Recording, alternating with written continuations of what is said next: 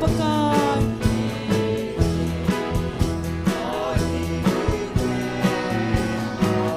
Oh, kangai sube lagaw nunne.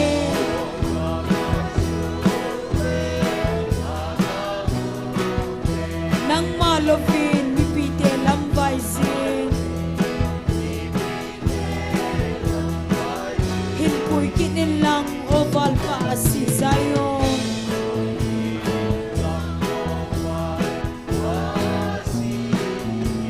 Kipalampit hinga, hallelujah. Lagaw ting pen nang naumle.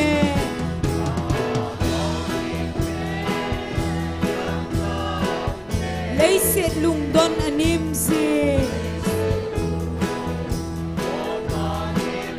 Sit hui pile lung zin galin zong le. Zayla namin ba choy dange.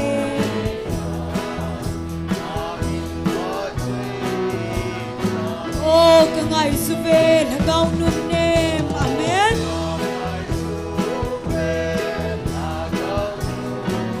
Nang malovin mipite lambay sin.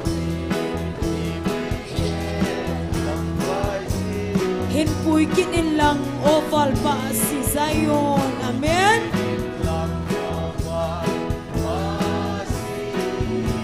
Kipalampit hinga.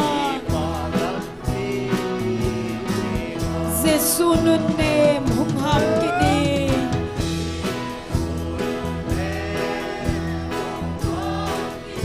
Lungdong daan at ho na. Het sa inlang naling lukot suto. Neheso na kilang takso.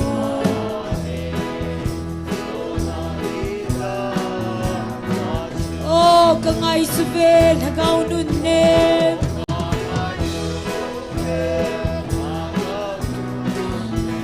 Nang malovin mipite lambay sin. Himpuy kinin lang oval pa si Zion.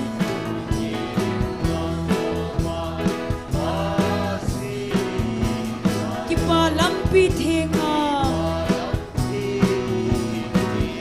Ngay sin pagay nalhat sa din.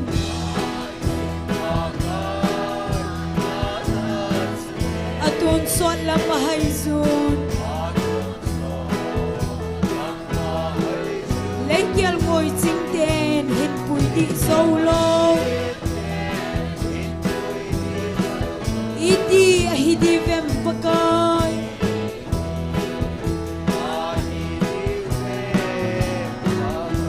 Oh, kangay sipel, hagaw nun nang malovin, mipite lambay sin. Himpuy kinin lang oval pa si Zion.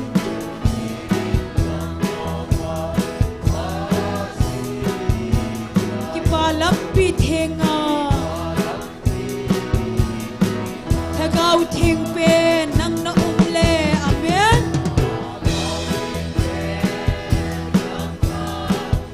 Laysit lungdon anim si. Sin hui pile lung sin galin zong le. Hiyan. Zaylan namin ba choy tange.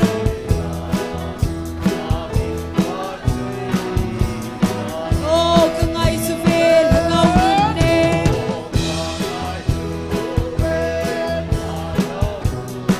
Nang malovin mipite lambay sin. Hiyan. Hinpuy kinin lang oval pa si Zion.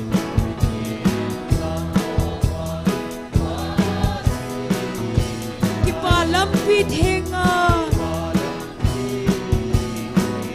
Zesunod nem humham kinin. Lungdong daan at ho na.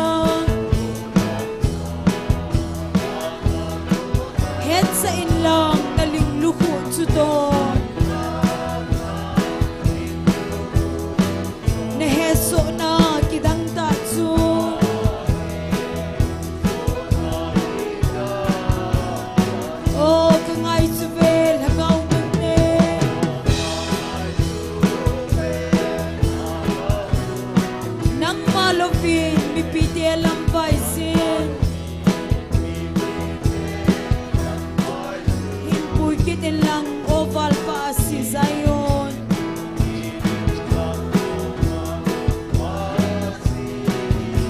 kipalampit hinga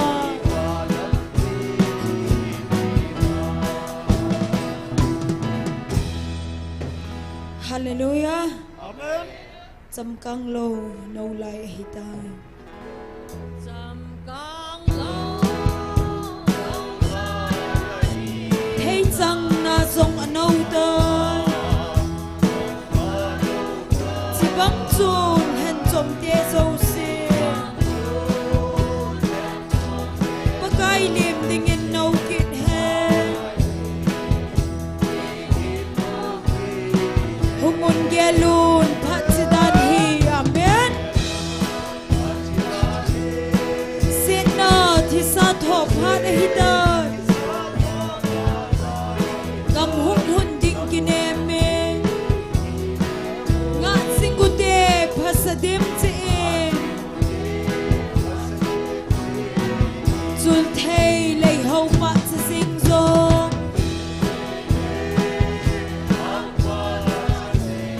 phat chom cha khat ding sing chan amen nam tui seli na hung pa in Nam tin lung alhay sa susi hallelujah Hungun gelun pat sidan he Sena thi sa tho pat hidan Gam hung lun ding kineme Nga singute pasadim chin Hitsit zon so pite hungon Leng krisa lung hai dingin Gunsu ta ina tong ute Leisin hin ko abay ka in Hungon gelun patsidan he Sena thi sa tho phare hiday Gam hung lhun ding kineme Nga singute pasadim chin hallelujah Palo pi chu hung pangin de hen Gun chu le lung kineme Hung kigon pasadim chin Balal to na thenga ding din Hungun gelun patsidan he Sena thi sa tho phare hiday Gam hung lhun ding kineme Nga singute pasadim chin Samkang lo no lai hiday Thấy chăng na zong ano tay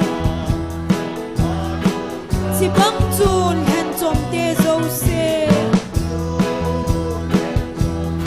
Pagay lim dingin no kit hen amen Hungun gelun pat sidan he Sena thi sa tho phare hiday Gam hung hun ding kineme Nga singute pasadim chin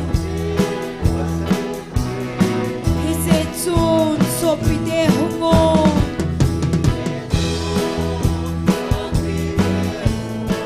Leng krisa lung hai dingin Gun chu ta ina tong ute hien Leisin hin ko abay ka in Hungun gelun pat sidan hi hallelujah Sena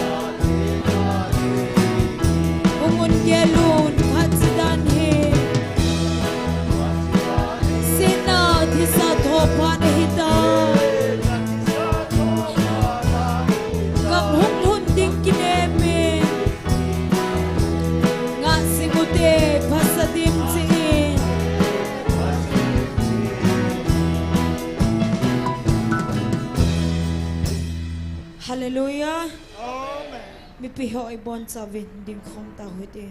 kalung leng vai kum le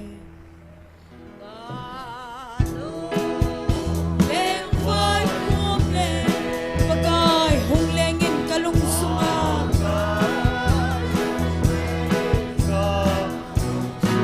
leng vai cha te chol do na mun na len na chu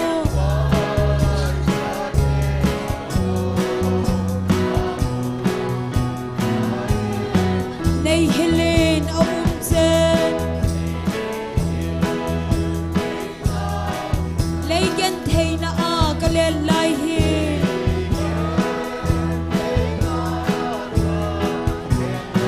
alau pi se tho he ka sei zo thei po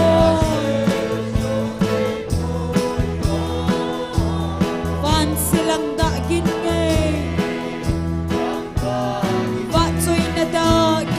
gin ngay chu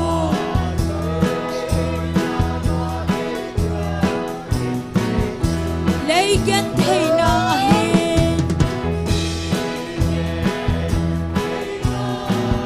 lem vai xin các min mau ding zong le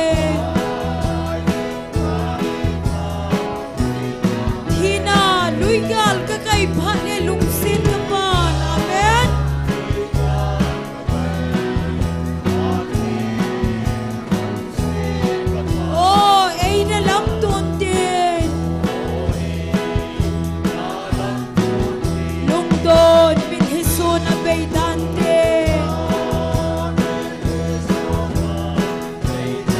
Alo pisi thu hi amen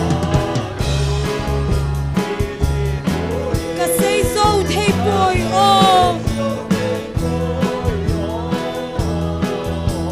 van silang da gin nei ba choi na da ke dia gin ngai chu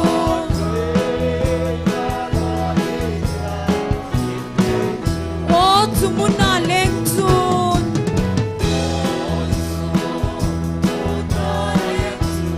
na thu him him asay po ve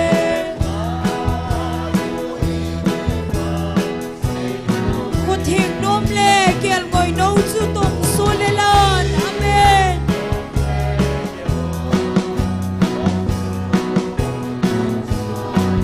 mi thing le seraphim ho to va choi na chim ta lo de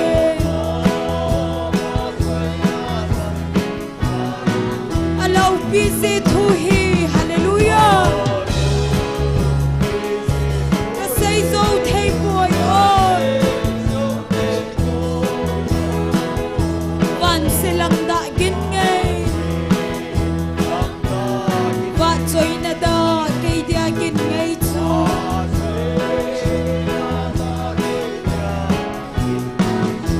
Oh, chumun hun ding chu.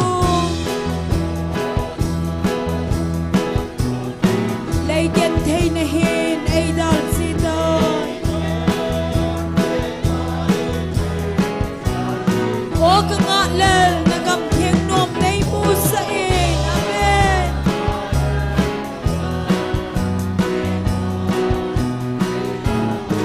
so na tum kau choya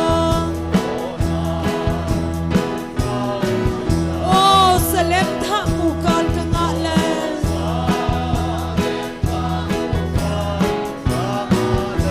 busy to him ka say so thei boy oh van silang da gin ngay va choi na da kay dia gin ngay chu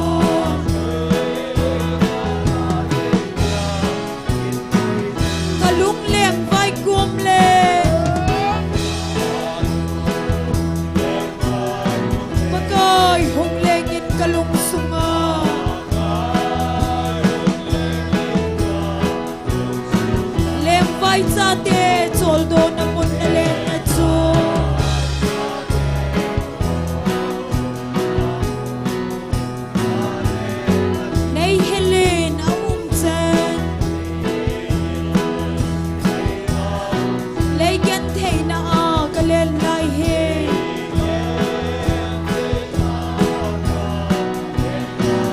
alo busy thu hi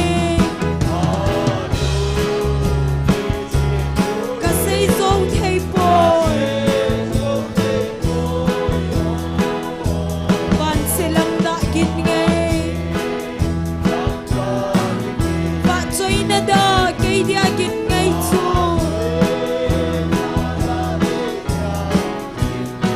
lấy gen thei na hi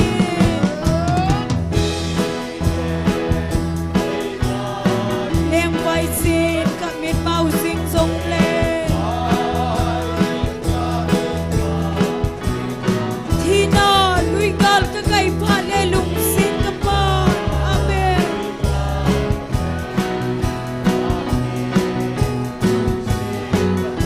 oh ei na lam ton tin hallelujah lung don min hi so na bei dan de hi alo busy thu hi amen na sei zo thei boy oh van silang da gin ngai va choi na da kei dia gin ngai chu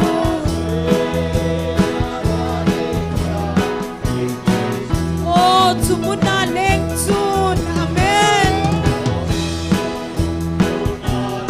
khen na thu him him a sei po ve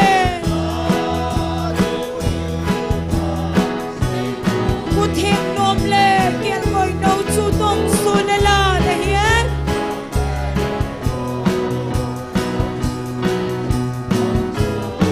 mi theng le seraphim ho to ma choi na chim ta lo ding hallelujah alo busy thu hi ka sei zo thei boy oh yeah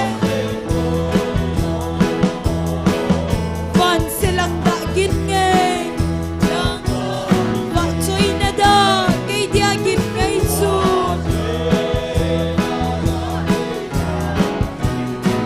oh chumun hun ding chu lấy gen thei na hin ei dal si ta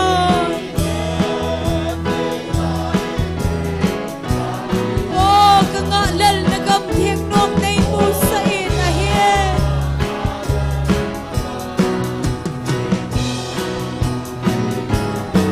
sona tum kau joya hallelujah oh salem tha mu kal ka nga le alo busy thu hi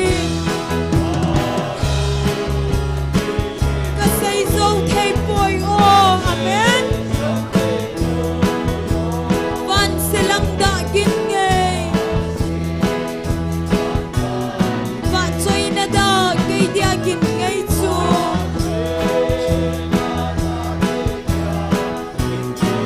lấy gen thei na hi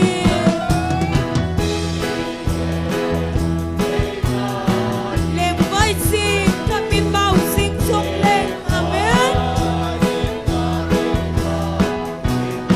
thi na lui gal ka kai pha le lung sin ka pa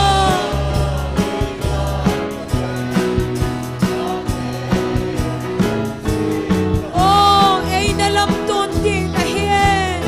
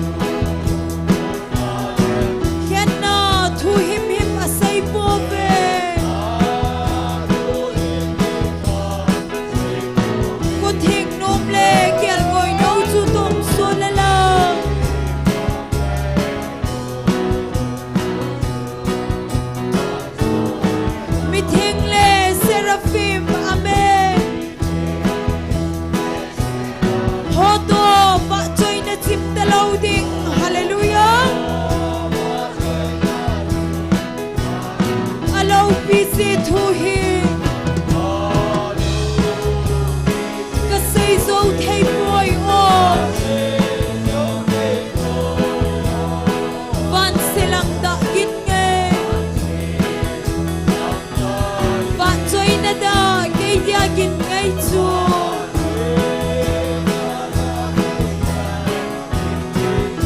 o chu mul hun ding chu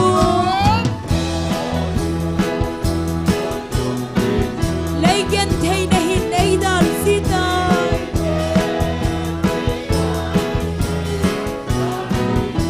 o ka nga lel na gam thing nom nei mu sa in amen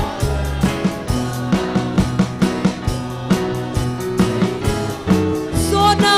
tum ngau choya hian o salem tha mu kal ka nga lel hallelujah pi se thu hi ka sei zo thei boy o van se lang ta gin nge va choi na da ke dia gin ngai chu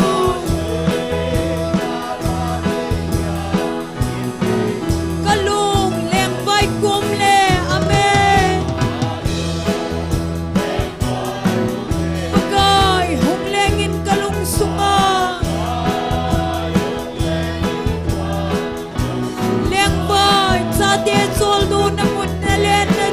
amen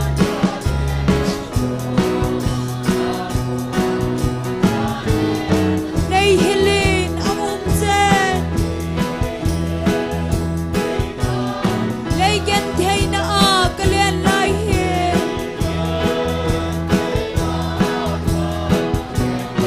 alo pi se thu hi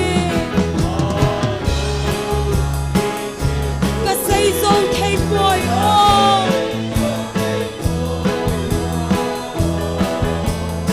silang na gin ngay va chui na da ke dia gin ngay chu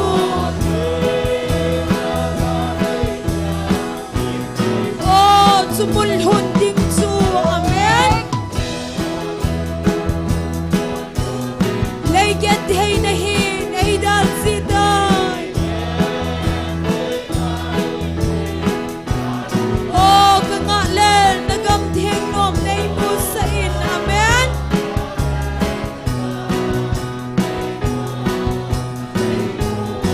so na tum ngau choya hi o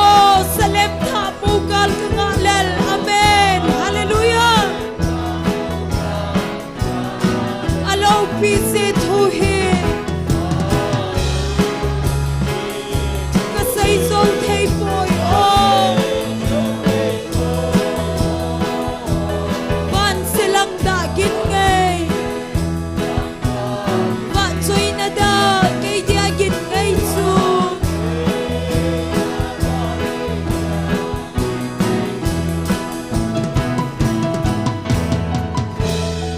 hallelujah pakaya phai phat zo sen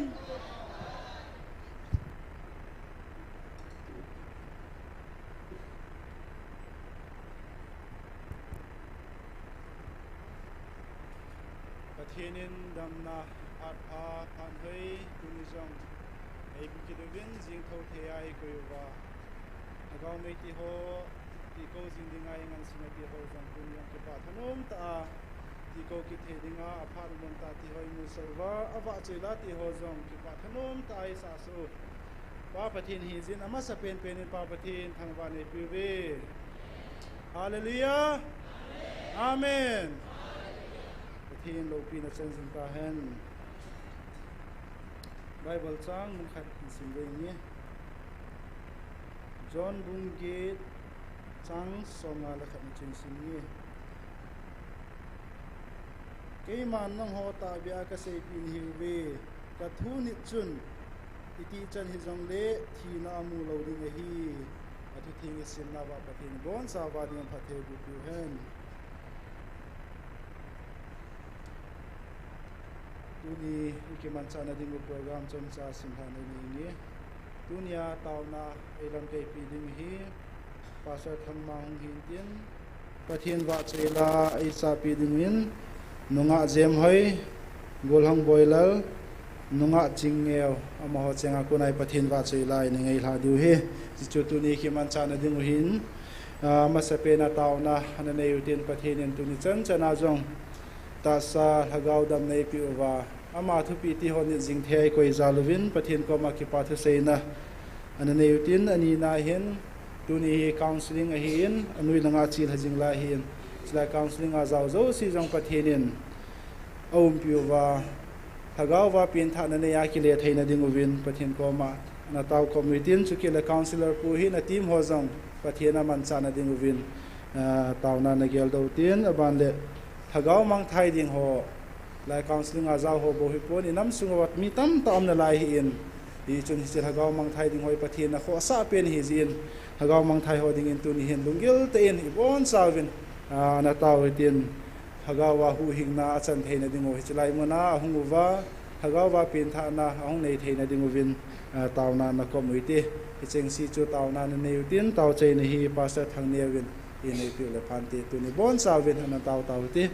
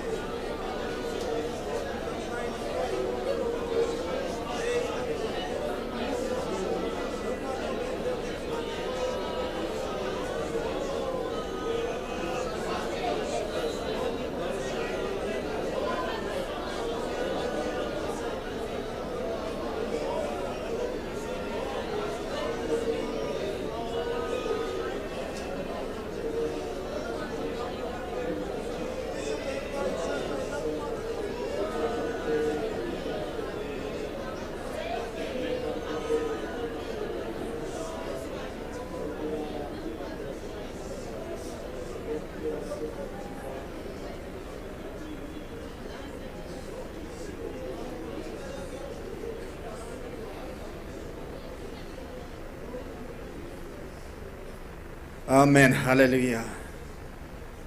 Na cha te dinga mun thing nei piu. Na van til nga mun sa sa na mun na o ki za na mona. Tu ni khon zong hagau mei ti khom dingin. Na nga pan pi na nga sin ka dei ka gu chanu hin thu min. Jesu manin kaung tao khom ve. Amen.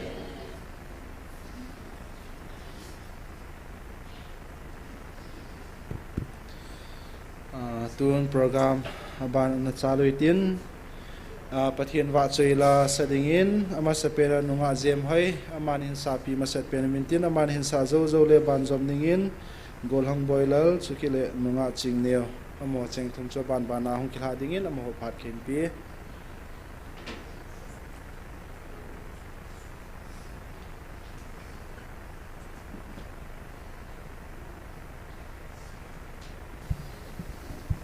Pathin wa choi na din kay din pagkaya phai tin san.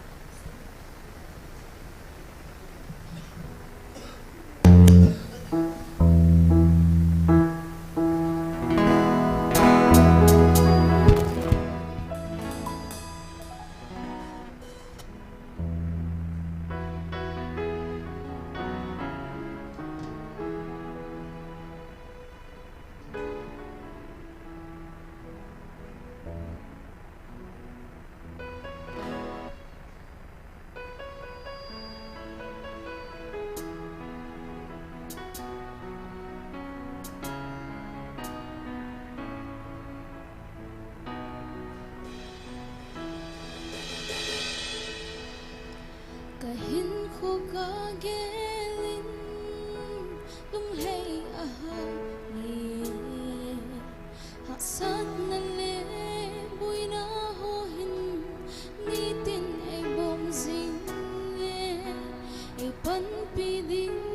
umlabangin laiti adap pagkay kalhangay na fang ay hingzing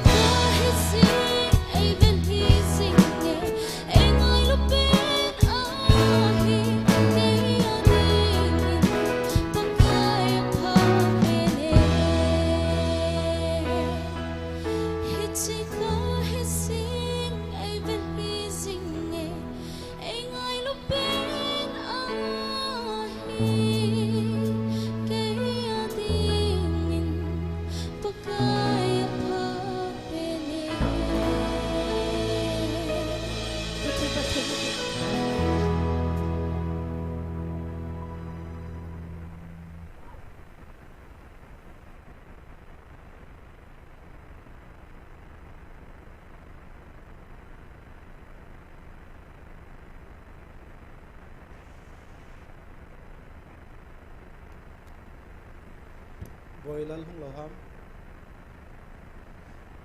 hung lo wai le ban nga ching lo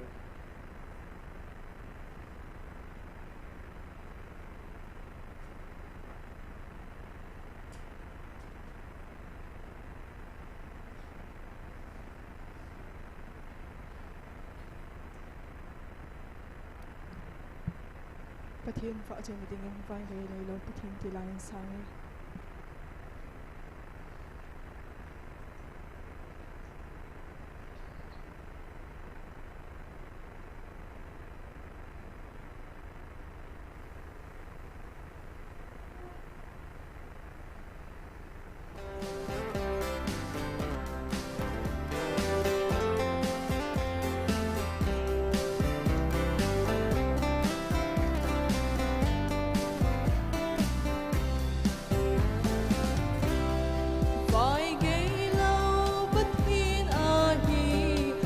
Sâm lâu bất hiên a hi na ta san la zi em na gin tan la zi em apat na le a hau sat na a kang bin a gi dang e kay din vang a vai gay boy vai gay lâu bất hiên a hi kay din vang a vai gay boy vai gay lâu bất hiên a hi ka chang in ka lung kam sin ka chang in ka na bui si a pha chung ding lâu gay đi bagai ko ma ka thu ma bagai ko ma ka thu ti vai gay lâu bất hiên a hi a vai gay him ko ka lung ma ka ngai chat ko lung gil ta ka thum le ka tam na ngai than a thon in ai gui po mo in ai not happy boy ka ngai chat ka thum si ho a pha chan ai na pi si vai gay lâu bất hiên a hi a pha chan ai bol pi si vai gay lâu bất hiên a hi ka chang in ka lung kam sin ka chang in ka na bui si a pha chung ding lâu gay đi bagai ko ma ka thu ma bagai ko ma ka thu ti vai gay lâu bất hiên a hi a vai gay him ko lung gil ta in thum le chun ta san ta in tao le chun a pha chan na ngei chan a man a Jesu e na ta san na mu chin na ta san ta na thum e ta gay lâu bất hiên a hi a pha chan na hin pin de vai gay lâu bất hiên a hi a pha chan na hin pin de ka chang in ka lung kam sin ka chang in ka na bui si a pha chung ding lâu gay đi bagai ko ma ka thu ma bagai ko ma ka thu ti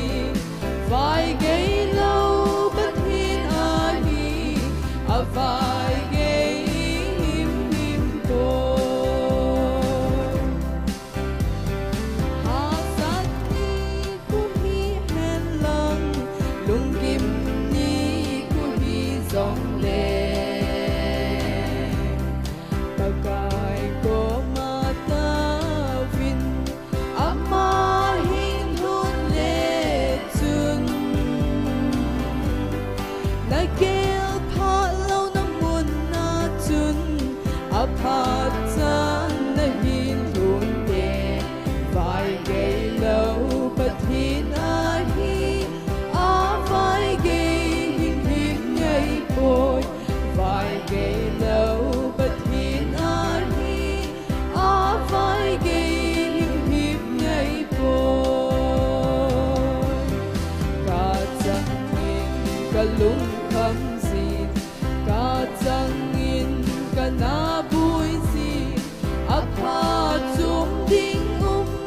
lâu gây đi bagai ko ma ka thu ma bagai ko ma ka thu ti vai gây lâu bất hin a hi a vai gây hiểm hiểm cô Vợ chồng đang sống áo bất thiên thực thể của Việt Nam.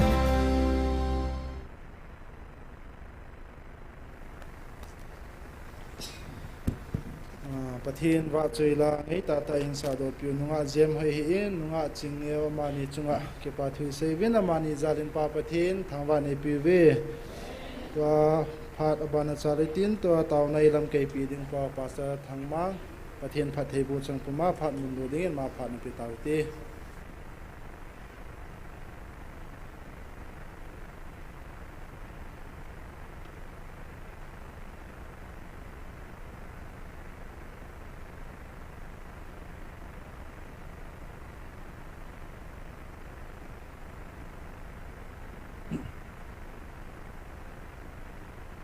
Satana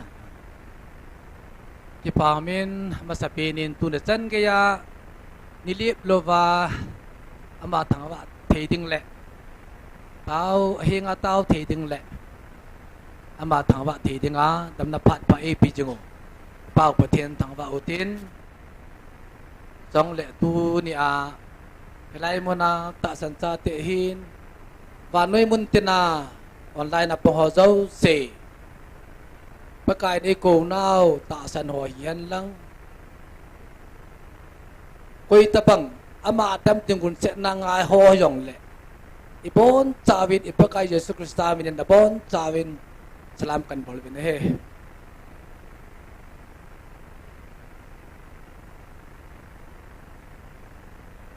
kan ya wapan hin lasa ka tha no min ai wanga ke hi kau adena leng a hin well akitang zo pon la sating la sen don kitang zo pon kay tabang hiwa mo jong hi pa pium diu ka ta san la sa ta no ai wanga au adena leng pulpit lang ala setting amin na deilan be se alo kitam ding a hin ahi wanga pathelung se jala kumtum ling ding ta quay lại pan jing thejin pathin thangwa ume quay akiti ting le akhosung hobung sunga tam pinami som thum som di ki lang do na na ji jubli ham akit man ding ting le 100 quay di ji be sei min tang ovin mi jakat ki lang do na na ki ham bol chana alang ang ki lang do wala mi jakat quay member jakat jun adang jol hallelujah the chorus ko sa je ba chu ki thagat ma ji be amo cha la ajil na ti ba chu jo ka tam ta su don do ahi ba nga koi mal lakhat wal e je lajil ngap cham lo be yo wang 100 queer jong hello 300 400 500 queer he yo wang hi kum thum lai ji lo ve na pathen va chai di ka kum thum ting dai tan kum ni val kum tum Mei tarik tum lang ni le asi jani kum tum leng dengai ta kum tum zeni pathin wa chai denga kwer la lai jil ven pathin ta ba o me min la jil le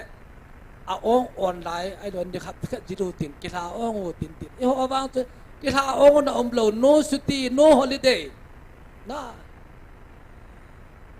ni ko sang khat na thing de ta ai va ta la he la ki sa to hi ngai mo mo ta hi la na hap ta khat hap ta ni la ki jila ban ngai le kum tum la ki jil thing nai lam chen la ki jil chang ai di het sai Hano Amin. Allah hijaba kwel leader ko ham tela ato phachen kwel leader. Langa ipu pa ko ding lang thailo. Lawa ki pa kwel lam li da bo le. Ko mal hen hello hiel. Ama kwel leader pang he. Na 100 kwel leader tang do lo kita mai chon. Ama ma bang 300 400 kwel leader pang la khat. Pati ne ke ba che. Tado dan. Vanoya musical band man thang ta ta omin ahi wang na moi pa sin mi ki chim te po ve ki chu ji wa kum khat wan la khat to bin an ko ti na thopi ta jan kham se chu chu thana ni khanam su ra bol ve e ho music band ho wang he ani se a na ai wa chu thanu ham ka tha num ba live ke jimi track kai sa le live a body cho ngai dan da la sanu to ki to cha ya ji music van le music band ho la lo pi pe la afa pa pen ti hwa hoi be ni se a drummer pad tung na chem sa je na keyboard palu na chem sa la la ya usa klik da ball baseball palu na chem sa na ki ball ta van noi ya ben me thong ko lung sim hi ba ta khat be fan la min concert na ko bu so yo ba ki daily concert na pathin ta va am be se ji tu nya e ho hi heavenly choir pathin va chai dinga pathin than do choir do ai than do hi ve ai nei ho va so choir kla ding teng la ong ai cha cha ke lang hin to ho ba ong ai cha cha ke lang ai pun Krista hin nei Krista ta chan cha cha ke lang hin asim pan yo asim tu pan na lao ngai jing ai na isa la ngai che che ngai che che ki jong no pa ken umalan tu sang cha ko ngai mo mo de ta chu khat be tu tu kyo ba isa la ngai ai pe chu koi ham ta le asim pau pa ti asim pau chu khat ya na sei sa ai ta yo ma na si ma ingai sa jing ai na ya je tu nin hallelujah korasan lang pano ya min hallelujah korasong hi committee cha salabi chim gab ta bu chu na ila sao abu ka chang ke bang chat alam number ke bang chat sa sa ke chim lo isa sa pa e si pa le sa e je ba chu ki chim te lo a zo i ha sa cha na i lagao le patil lagao ki ma che che chu na ya ha sa cha ki ma che che chu ke chom cha kai ba hi chin i film man e chu ani sa sa ho hin e changa pathin te ki gui chom na lagao ki gui chom na pa na sa di tam ti ga la ka tha nom le jing pathin ka thang ba chim te pui ya thi chi amu gil ja he langa la khung bola pang ho jong chim lo khung mo ho long chim lo sa ki bo long chim lo mi piong ki chim lo ya thi lang tu pi chom lo khong lang tu pi chom lo an nga pang ho jong at lam le ki sai dom ve oi na chu pul pilang chan lo ba le nu lang ho chu i ma ki ger ta lo chu ta ai ho ba an ding lang nga pa lang nga pa i bon cha ba thak a chat na he lang nga ho thanup dan khol lang ho thanup dan ki bang chat na khol lang ho ja lang nga ot cha lo he lang nga khol lang ho cha lo chu na lang nga e pa ku mun sang ta ke do pya khut wat bang yu chu ama cha la amun nim la ta pang ki ding dang the ki lo khu ma ki ta ta khat ke wa ne chu pati min wa ta lo pi chang ka lo pi di tam aning ninga pati de wa choi pau hi pati na lo pi na hin Iwang Pavin Patin Tawa Vi Ye chun ki ho zo se hi ba ho Patin ilan dok kwer ho hi Mun tinai la hung lo ho zo ho dinga Patin nan ho dinga kwer ai ku yu he Jong ata sa lo ho dinga jong labi ngai vin tai ku yu he na Ye se ma sang chun kan song tu tamaga se di lang Ye chin hi la hi Krista laga va pung khat hi naw be hin in sung ha asan to hon jong I sei khom ji vin taw dai mang khom ji vin lo hin an ni hon jong pathi ne thang wa khom ji vin ye cho la ka chi nom chu ke yong pathi nin dam dai pi ding ka kin min ang lung ding som ne lagi tu la som ni le khun ka chan uni chan na ji nei ding a hin ja chu ka tham khat kan ki puin mi pi thalanga la khat di kan pi ding a hin tu la mar som de legi na hin na bon bang ka ku pu hu lo chun dan langa ong ding hi chun I tel ki khan phat la khun anyum na an ku khabe ning so pi la ka de je chun patinin tu nya cha te la a an yi chana patino dan thenga ji nei the de ga jin patin ka thang wa in jong hi pa krista in songa pum pa in naw songa patin lol hin ai pi naw he ti ka si do no me ala thu boy lai la boy la he jin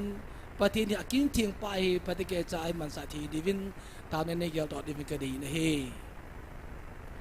tu ni patin thwa ho lim khom da ding tam ne kelam kai ni diwa gel khom diwa ka de hi tu la hin tu se ho jam ma sang to ke lo tapun lung thimu aul gam tan anagam tan koi ma kim jong kim gam tapun ka kom da lung net pe sa ngai the lo se do kim ta pun ai lo la pathin ni kil chot chai man sa naw tam che chen tu la upaho pasal ho evangelist ho la chu cheu ka ngai ai le pathinin kidang ta ai man sa daw tam ta ki muzin masang to ke lo tapun pathin mang savin ataw mi pi jong pathin namang savin pathin mang sa be ti kilangin pathin thawa ome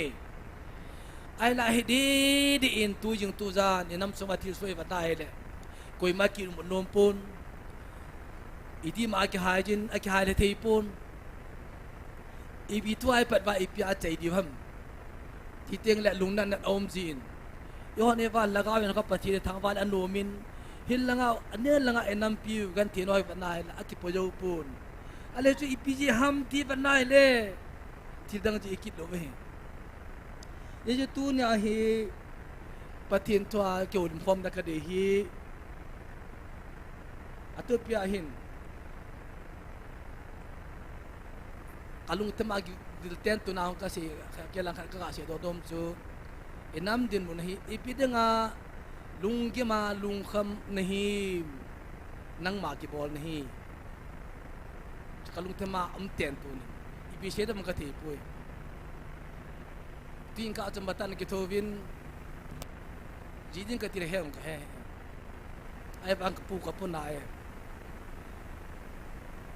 ilung kham ve tu de a hin li ta lang cha sa lang kang mo pi lang ilung kham a he koi ma lung mong kim lo ve lung dan mana ku kin pyo kyo ai mo nam lam ka ho kyo ai mo ml ho kyo ai mo ade benale ei ma ki bol le nang ma ki bol ne Genesis bung li chang gup chun sim dang ka te kai khai ka sim sa ai tai pathenin ke na don bon na hin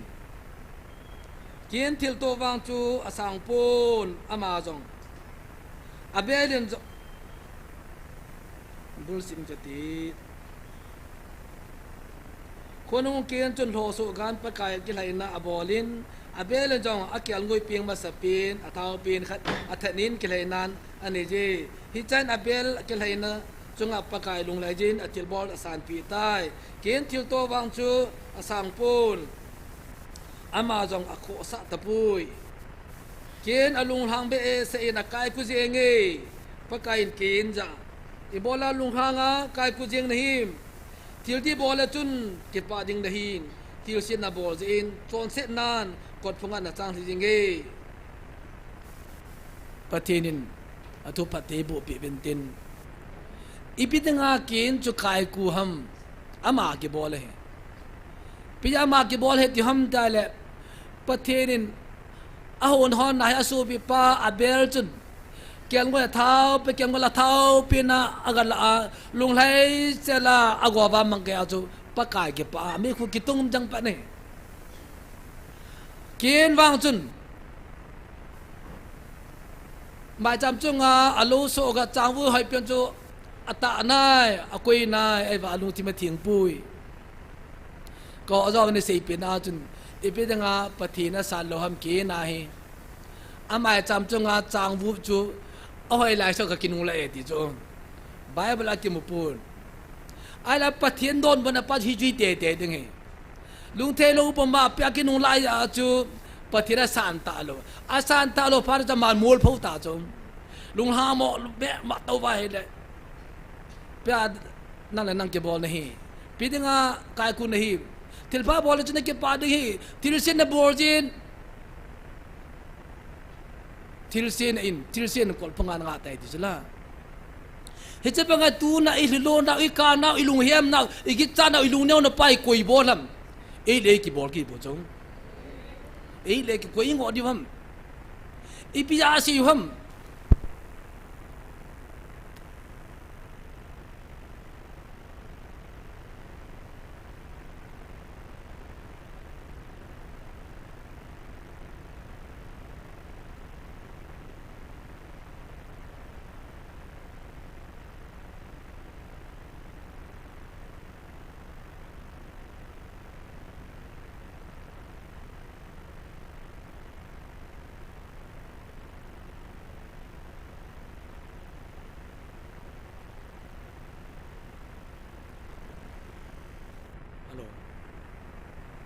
ipija hi si yu ham 2023 galong ke pana ikhang mang tabanga izamu e atitam tai mo ve chalai ta ave balai si wi paten ngai ki no vete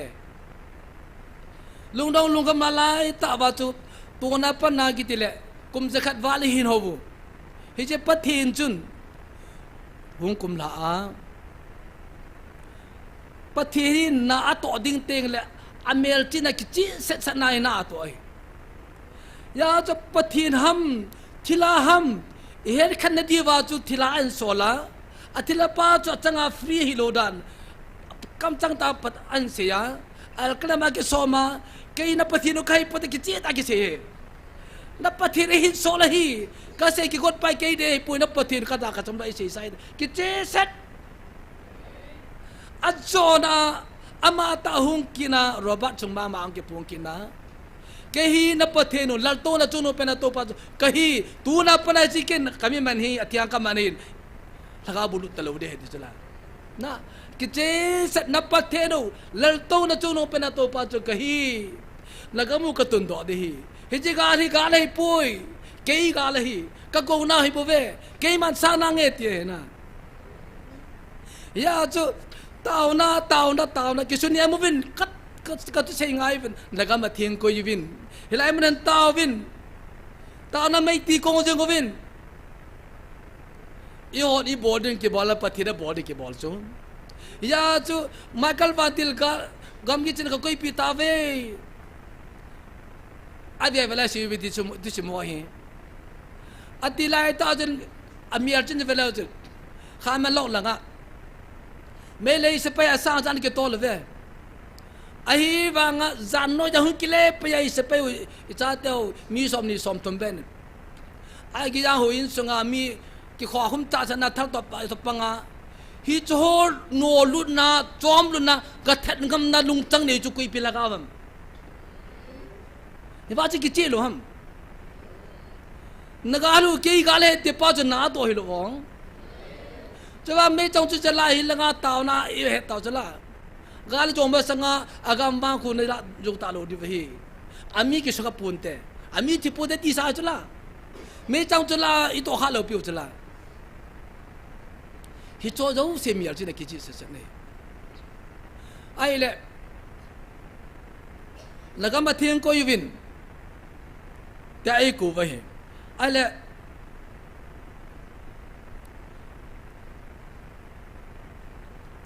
ama na sei dung zu ya na anto pia mial chi da ki chi sa ni ama ta na heti mial chi chi pam tai le igamu hi tun in Phal Valley ida la khu ki chi sa ne ida la te do yi chu mi ga mai ai va ida la lo di va lom ta ida la lo chi pam te le he chi sugunu lang khu I to ta le ki chu set di bo chu I jo lai di bo chu ai va chi pe pa de chi vin kan pon te chi ta chu la ipi ye ham amuna hona ta san ta lo chu la tuin bevel hechan ke am mei gala jo buffer zone sim pi fa ma na nga cha pathi ni nga cha pi ba lungmo se lai mu ta cho galam ke pa jo le hi thei lo azona pia lung ta cho pia lom phara jo lungmong se lai bo thei su nu chi pam jeme fi dai dam di hi bo thei su nu cho chu dam to dam thova tap lek tol gospel he ti va sum lo pho te de god va helai kha de god va free ta zon te ne changa na thang do la hu tao chu che yo lo na ai va I hon het tao cha lung ding he I hon ke het ta va ji pi tiam masam ka sei ta koi sumol pho mala a ki khel po be wa tao na ma pathe ni na ke len mio I tao jing ve a ki khi poi ai le zo nai pi tam lampi ki khae ke so nung ki hale chele MLA hong ke ta ve popular government siluri te cho anja be tu jage boi ta ve li ta nong ki hale la kale na boye hi jau ti inga di pu ve athang do li pop kin na lai jo ve a chai na no hubung hon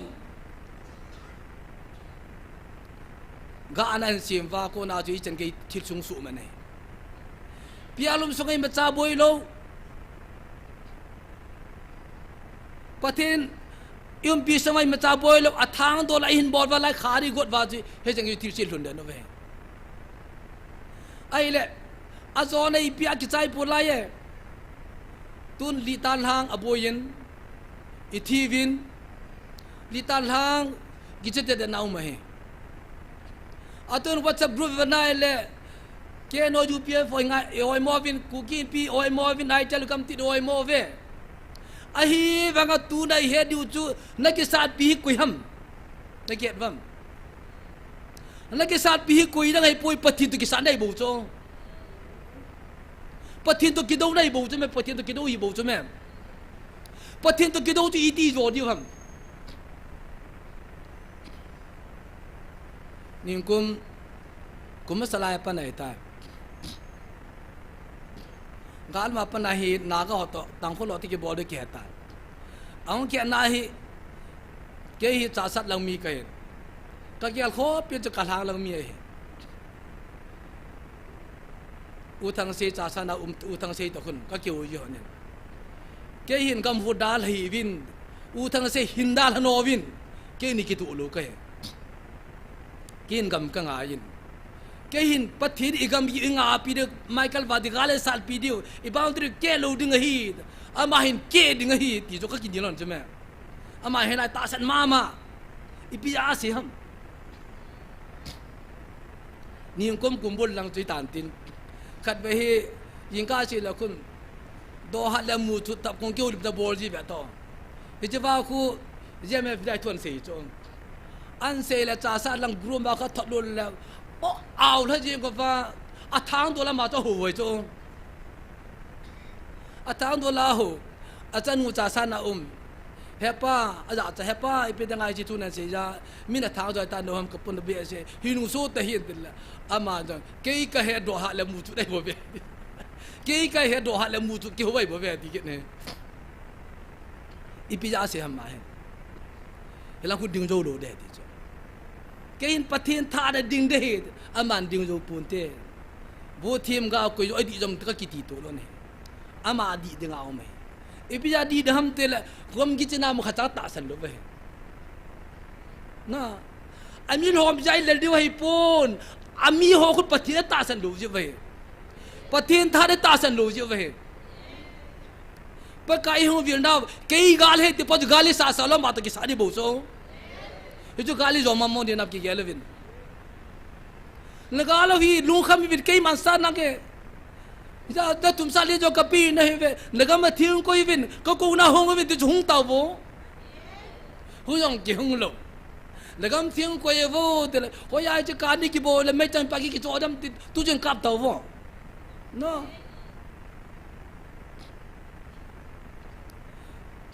khát về chân tai li ta lang ku kim pi hoi oi mo ve bi khat ka ga ho pi le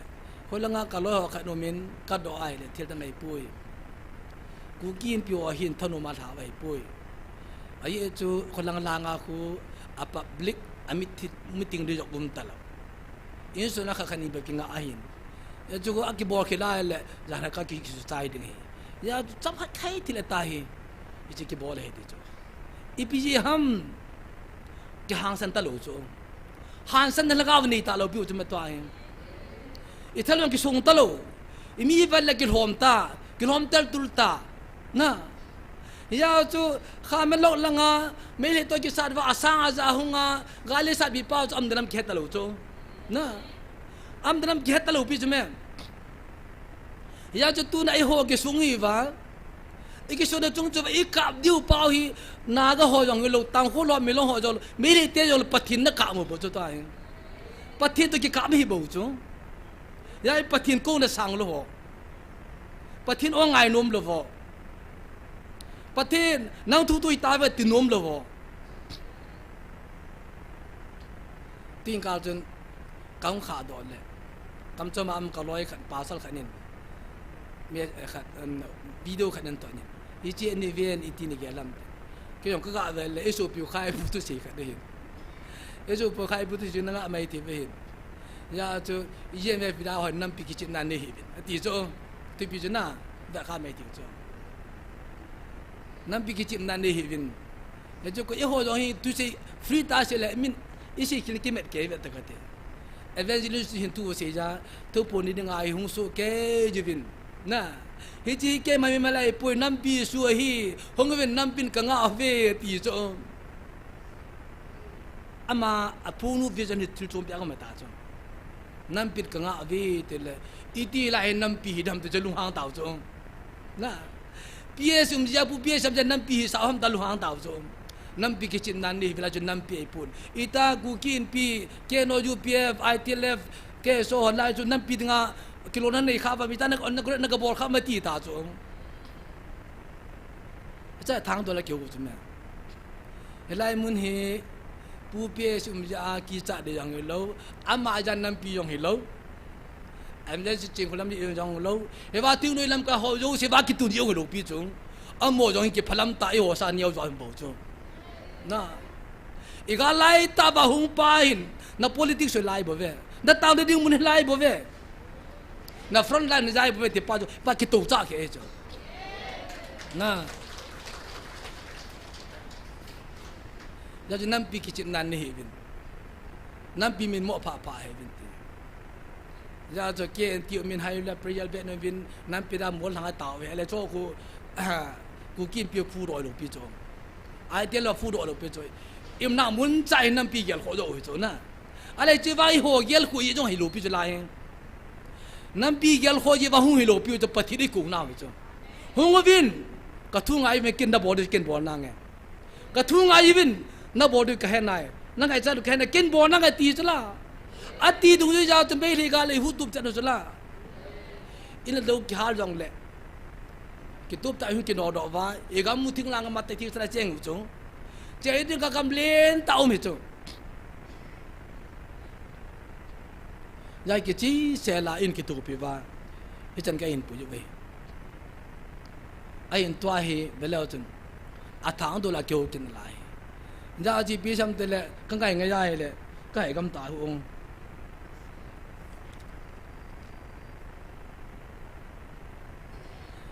ya isu pi khai bu tu chen yan dal thi kan ma se cho lai ni ko vin di byung kyo dam he na sa me ke ka sa lo ding he e khu koi ma chai he na sa koi ma ke thama ke na ngai lo hi e ko la tu hi le e kinam ding hin ya chu a kinam ding ke a chu ki lu lo he ti cho tu po lau ke la le a ki khi de ga le ka dang ai he va he ki chi se la ma la ma ki dot a ki chi se pam tai le chỉ về là e con gà chôm được bố ta có mà cái bả đi, na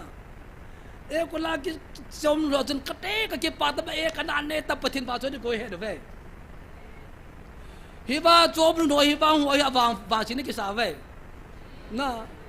hi ba hoa rồi sẽ bắt thiên thằng vào vậy lại e con làm chi, na mi chỉ bao chỉ tiếng chúng ta khiên vô cái bả bắt thiên thằng vào kham lâu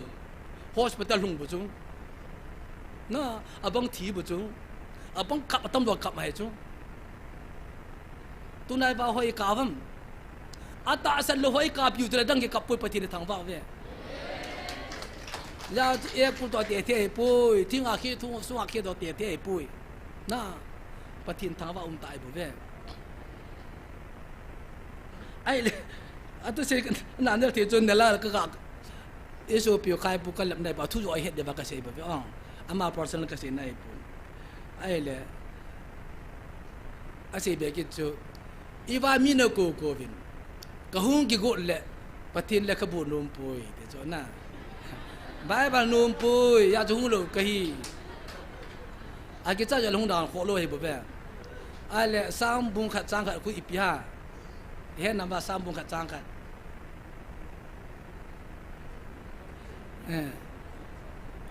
mi go lo te tu mop bom lo mi jon te nom ho te ki bop lo ho cho no mai ve plong wa khi chuna ale ku yo mi jon te ku yo mi go lo hi di vem na i git lo tu da ni ho pi nam pia da mi lo nga ke ta wa eva evangelist ten asuna jana iti le anda mo ve song dam tanga a na pathin ke thang ba pathin ke ba cha ya hi ji mi ki lu hi sao ba cho ya i ho zon te ho zo hi mi phai lu mai ti chu na ya chu thu ka ja le i chu pe khai pu kon hotel la bola ta a hotel bol thum ki se ka lo pi example ka tin na ai le evangelist son dia hi ha 7 day cho ATM channel ki bol ama o channel ki bui pi lo pi na ko mai bui pi lo pi jme he vai de mo administrative khacha ki bui pi lo pi jme ama bo hi lai nam pi nga taw na ke manga nam pi nga jotna thilpa ki bola pathin eng sena ba tu jani lip le ba taw pathin ke tawa pa hi e ji e se shu ho di pi ngai to di se se lu ham che lung da num zo ai ya chu ya ai va mana challenge de ji pyam ta le e so pi so de se event so de se ba nga la kha vi please ground na ikibat la de ti cho permission koi ko ma tu free cho la hung bol ta ta na ikibat la de roba sunga ko pathine thila mi vet de ve cho he teu chile roba na adam mo si adam thia la chen e ho do te ke jong panam talu pi cho hospital panam talu bo da le ke chai ta cho ti cho na hi cho bai bala satan mi lap to kilo cho pakai su cho satanin nama pathin da hele ji sung ho hi chala su san pakai su da bole bo nai sai lo tin biar cho khat bi a chu nama pathin nei cha pan da hi le hung kum than ke hi po pla ka kum thla lol ka me lo ta le tin ka tin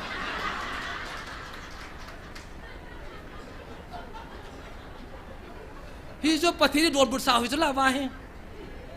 i ho hin ata sa lo hi cho action da ki chu la de lungel hui je ti sei pi tao chu ke hi ngai lu pathin ke ti chu la ke ka pathin tu sena kan ha si chu me ba kai su satan la ma khu nang ma pathin cha pa ne li chu cha chong pe cha la so la sa langin ti chu la ka ta sa de chu ke i pathin hi po po leng hi ji satan no chu lucifer no chu cha la ka su sa kan di de ka ti chu lu na nu mai chu na pathin cha pa thui chu la ai chu satan no cha ma khu nai ma chu la alem pa sa ding pa chu cha la so sa ni thi chu lem hi chu pathin cha te lung pun lo pathin mi te lung pun lo pi chu hiya chu tu nin a kho pin ta kha chu kin ka sei jin je me da dam ho hin hilai mu ni pathin e tin on na phachi no he ka ti ai le an andal kan se de ka ja no ne tho tho de be ai la par masang ka seitan usul lalin pathinin iti mi songa lu dak ti ho pi dam tin na ale ja ker thiam ga bung ni songai na bung thum sai va nai le pathin laga ka songa lu e din se e di cho na ale hi jo ke se ke so ni ja hin te khai ve ka ngai kit le pathin laga wa songa lu chu da lum pui di ke cho na andal te cho pathin laga wa songa lu chun alum de du pui adin sa bo ven na andal te patil laga wa sunga lut pa na chu anub la lup sa dum dit sa ma tu tu tala no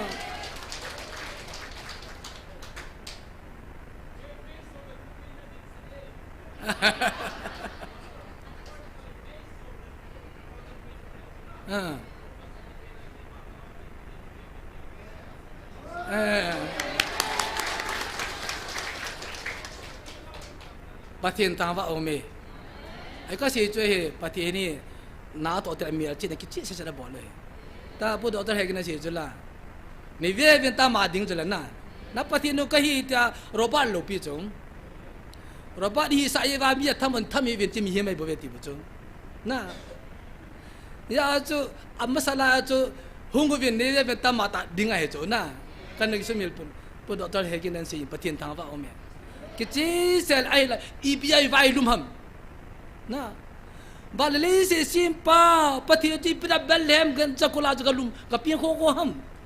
aji umi tula ipida hi vai kun ki jam de do ham ejo ngaya hele o jang jing lovin na o jang jing lovin atolin galam ta pui di kin lai jo na ki theina bam to hi min galam ta pui ta na ko ta ga na ki ko ro hi me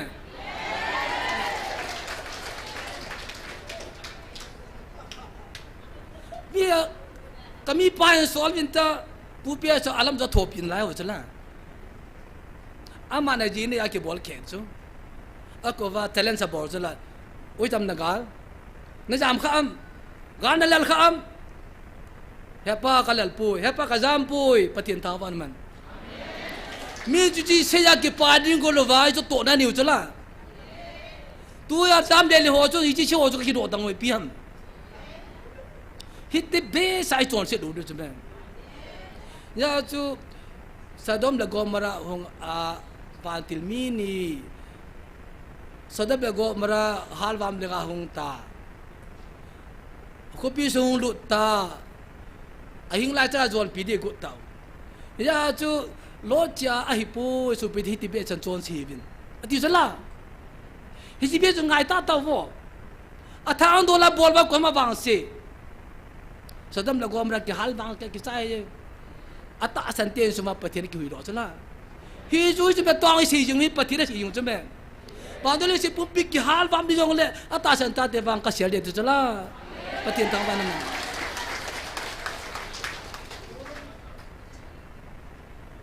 cheta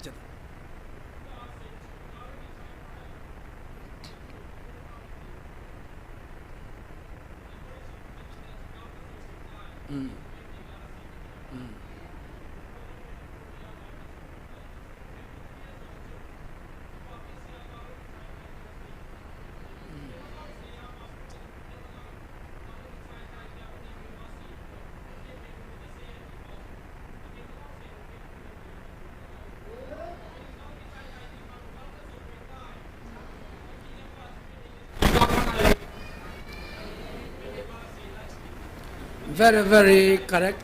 interpretation pui athu chu di a isi do phala chumla leng thi umai chu na pu ps ko man se chu nakal mai le gal ka jo pi tai di chu ai wa ken nakal ki chai tan kanum na la chu tang kanum na lai kalam te pui tan kanum na lai ai ji pem tel Michael van le se kholin na sa jo dam pui ti sa bu chu to ai sa no hi galai pui pathin to ki sa ne bu chu patin gal hi ken ka tu ta he tu chala atu tang pa chal ha ka yi chalem no lai min is very very clear ki che sen bo chung ya cho nagal ke chai tai ati jong di ka sa na lai ya cho ga ka jo pi tai ti jo wang cho mei le te to ki sa the ta lu pi cho aman atu tang ta cho ai ba ba ki lung lai le phai cho athanga do lai ho wa le tol go pe li ko sumal pho di kam tra chei wa abar ho bu yo ho bo dan sim wa in tu ga wa chom ko ji igen thiu cho na igen thiu cho la ai ba pati lo pe ke lang che i jo jo se i mu da pati ni mu da yo lo pi cho me tu chu thiu so jo si lo hi le hi bai tao na ba tho di bu cho no vam tu chu thiu si jo si lo hi le hi bai tao nao patin ke de pa a tho ni bo cho ki phung lo di nei cho ya cho athanga do la ho wa lai su chim dinga ki ko lai ta ba patin ta ba thiu so sa hi he ba tu sei pai ga tu tang pa na gal ke ga le te pa ma ga le hin ama na tu tangen ama te bol ki phochin deng cho patin a hi ti phot chen ji pham tai le ding kum masalang apan chun ubung ka het yon le ka piara sovin termination order sovin thir se tam ta bolvin ho sakim ka liam la ho so na saga akhu chaga sugan ti vin mi tam ta bang ai pui again take you man ai le abana chu thu ki ala tu chu assembly kumbul assembly ho bu ho sik ho na chu board cha bola khare gu su ke we na ago so ke ip thu so til ke tang ta so chu ha go na ki ko ba kha ta kha de got wal ki pan do thi lo chu na ya chu amo na hi ba ki ko lu zo lo ai ba assembly ho la hi ba lam kai za ta sun ta hi be se lo piu chai ba jang pana pathe to jang pana din pi ba koi ma cha da kham pai ta lo pi la na ya chu ha pa ki pat vai le thua hi lo de pa da chu a kham thu to chu thokam sim pa da sim bo chu me ya chu KBC ya EC ya bung ke tol le chu a tu ka za ai le ha ta pu da got vai le hang yaw la lo bung ke dam pa da chu a cham la ba bo ma ki nu kha we chu ki nu nga we chu hi chu koi bol ham pathin chu la pathin to ki boji jo lo ri het sai ani na kim ponte at nu kha pin chu kyo Christian Church ke ji chin zani pathin ya chu copy ke ni chu lam pa jo ki khom na bol wa chu tu se va chai na chu le kha bol ki chu mi jong ki se le ne ki che da tan te ipi denga pial ki swai action chi lo ham an pu do an se ki go chu mi jong ka yim lo de upa lun pau jang pana ding da kan ka sei de se ho da ka sei de ding pana se ipi da Christian Church lai khui khaw ham na dam pi da ke taw namun ana sa ki sudam namun ku Christian Church bum ba te pi ke karnai pi mam ho bum ba tu su hi wa ku sui bu khome pa so lo ana sa damo ta pi da dam sa dangu kui ma ki cha lo ve kon sa ba da ding do ta lo amo kha mi no ta cha a te mi tho so ta kha cha chme e ho de hin kan nei pi gal khopi ji ham tai la khon la khon te ji pu ham kha khon order su han lang tu ka lai so khat hi bin a ji kum sa kha mi bi khat order su le ti zo e ju i ho lung gal pathin de lu pi jme hi lai ji ding ai permission hi e ho central office api de pathin na phal lu pi zo amo phal di nai sai lo amo kha di nai sai lo na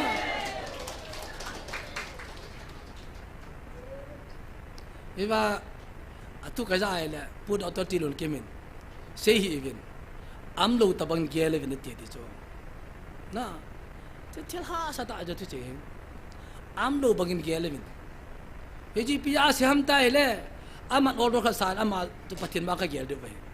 na ama jor kha hi vin telang le pu ti ron kim khon ja chu gui hu te bai thi pathin de lo de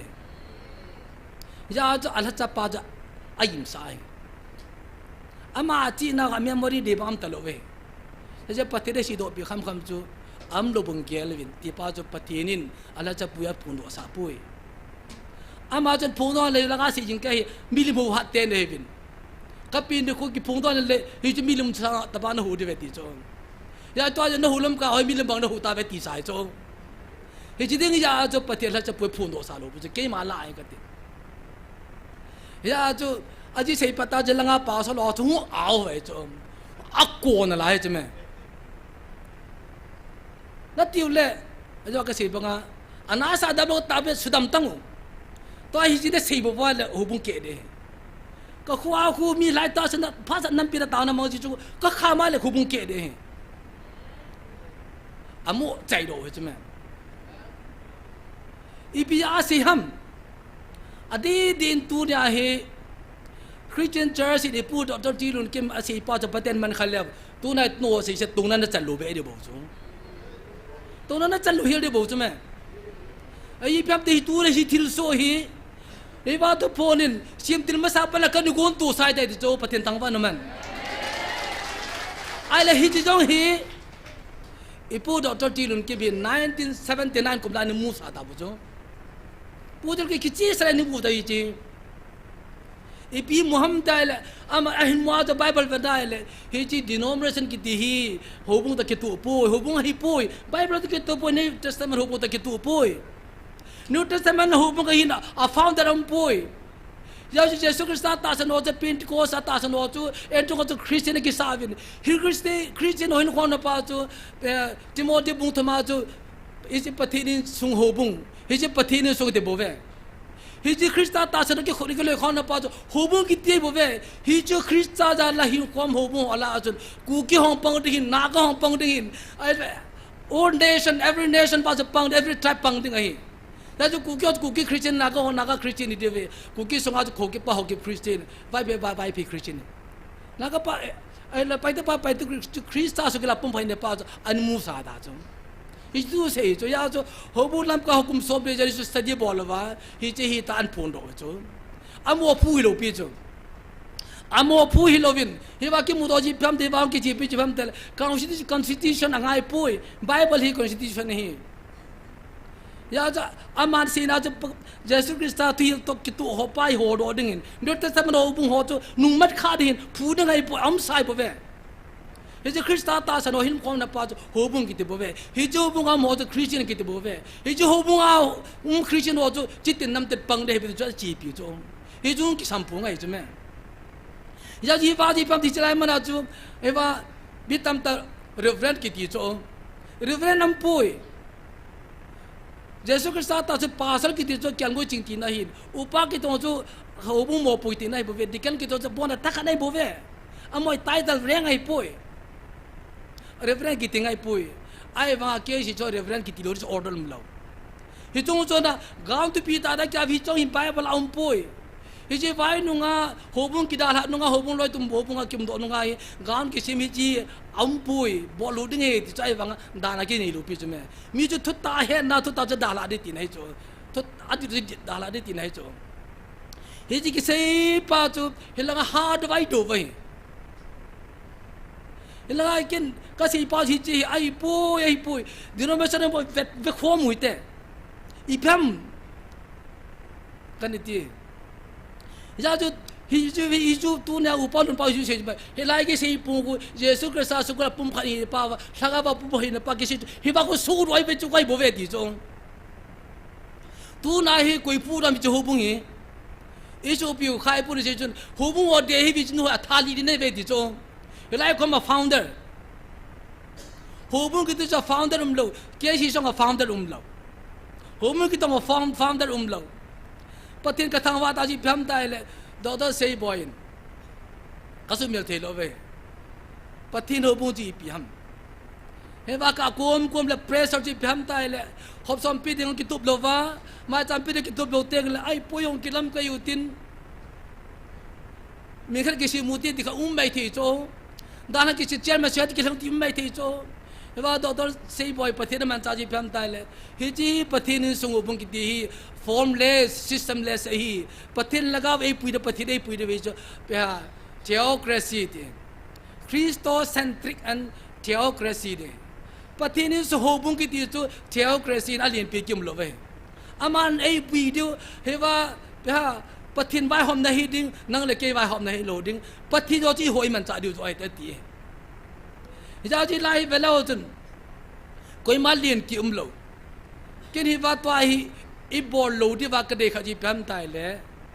ดอกตัวเสียบอยคุดเรเวรนดอกตัวเสียบอยที่ป้าคุกิงอะไรกระเดเรเวรนกี่โลเว้ตาใบเตียกาแล้วจนดินอมเบชันดังตัวหัวสังฮิว่าปะทินอามาแต่ออเดนนบอลให้เรเวรนดีเทนะไอ้บางอาเยซูคริสต์เชื่อสมเดนี้กินหนอจะเรเวรนที่ป่วยอาโมจะทัศน์บุเวยาจิตีดีเลยเอเวอร์จิสเตียนยาเก็บปนะเฮว่าปะทินามาแต่ออเดนบอลเลยสิเรเวรนนี่เวเกี่ยวกับวันที่เขาจะเอาปูนอามาตาลายเขาจะกันหาโยปูนนะบอกว่าที่เทไอ้ว่าปะทินุ่มปุยเรเวรนขัดเสียที่นี่เวอามาจะอิปกายเยซูคริสต์อายุเรเวรนนุ่มปุเวอาละใจบุเวเจจุนดอกตัวเสียบุเฮว่าที่ดอกพาร์เขาเวแล้วจุนอากินเอาสาดานันก็อาศัมจ่าจังหูหอยกำลังว่าตัวเดินได้กี่หลายจ้ะนะกูสุดจะบอกข้าลูกจ้ะไอ้บอนจ่าว่าฮีก็ยังมาจ่าทุบปีตากาวน์กับว่านะมินิสเตอร์บอลกิมลูกพิวจ้ะแม่ไอ้คริสต์สุกิลาปุ่มพันฮีว่าถ้าจะนายตัวความสุขแก้วจ้ะฮีจีนิวเทสต์เมนต์หูบุ้งกิตีปะเทียนพูดหูบุ้งจุยยาเอเวนเจลิสเตนพูดด้วยอย่างเราดอกตาเซย์บอยพูดด้วยก็ยังมาพูดด้วยเลยว่าอาถ้าจ่าปองให้บุ้งจ้ะแม่ว่าเรื่องขัดใจมันลูกพิวจ้ะป้าสาวว่าจู่เกี่ยงงูจริงตีนายาอุปายไอ้เวจบ่ได้ทักกันดิบ่จู่เจ้าเฮ็ดดิ่งก็ได้ยะเฮจู่หินตินเฮลาฮิอิโซเปียร้อยกิมขาจุนเฮลาไอ้กิพุทธาไอ้ตีเวไอ้กิพุทธาไอ้ปุยไอ้กิพุทจงไอ้ปุยเอปะทินจุนเฮลามันไอ้หุงกูไอ้บ่เวอามาว่าเฮลาไอ้กูน้ำมันกิคอมอามาว่าใจอามาเกว่าใจนะอามาละกาวทิ้งเจนนะอามาตอลเฮ็ดคอนละป้าจะปะทินจุงโหบุกิจิเจปะทินจุงหูบุงจุยเจียนจ้าจุอีวันนั้นเลยเฮ้ยจะปะทินจุงหูบุงอาจุคริสต์สุกิลาปุ่มไฟดีอีบอลอิสราเอลดิวกุยปุ่มกุยจังกิตันอัมโหลดิ้งจะเล่นตับปะทินรูข้าวนับจะหูบุงกิตีตัวไอหัวไปหัวกิชิมถ้วยบ่เวไอหัวกิชิมถ้วยจะคอนสติทูชันกิชิมบ่เวอะไรเฮ้ยจุเฮียนเตยงก็เลยตัวนายลางกิขอมอหินกุยมาดิโนเมชันเต็มลูปีจงเฮ้ยว่าปะทินตุปุ่นจงหินในดิโนเมชันยินดาลามาดิโลปีจงเฮ้ยจะหัวบุ้งกิติจะก็หัวโดดิ้งไปหัวมอปนไหนยาปะทินมอปนไหนลูกพี่จง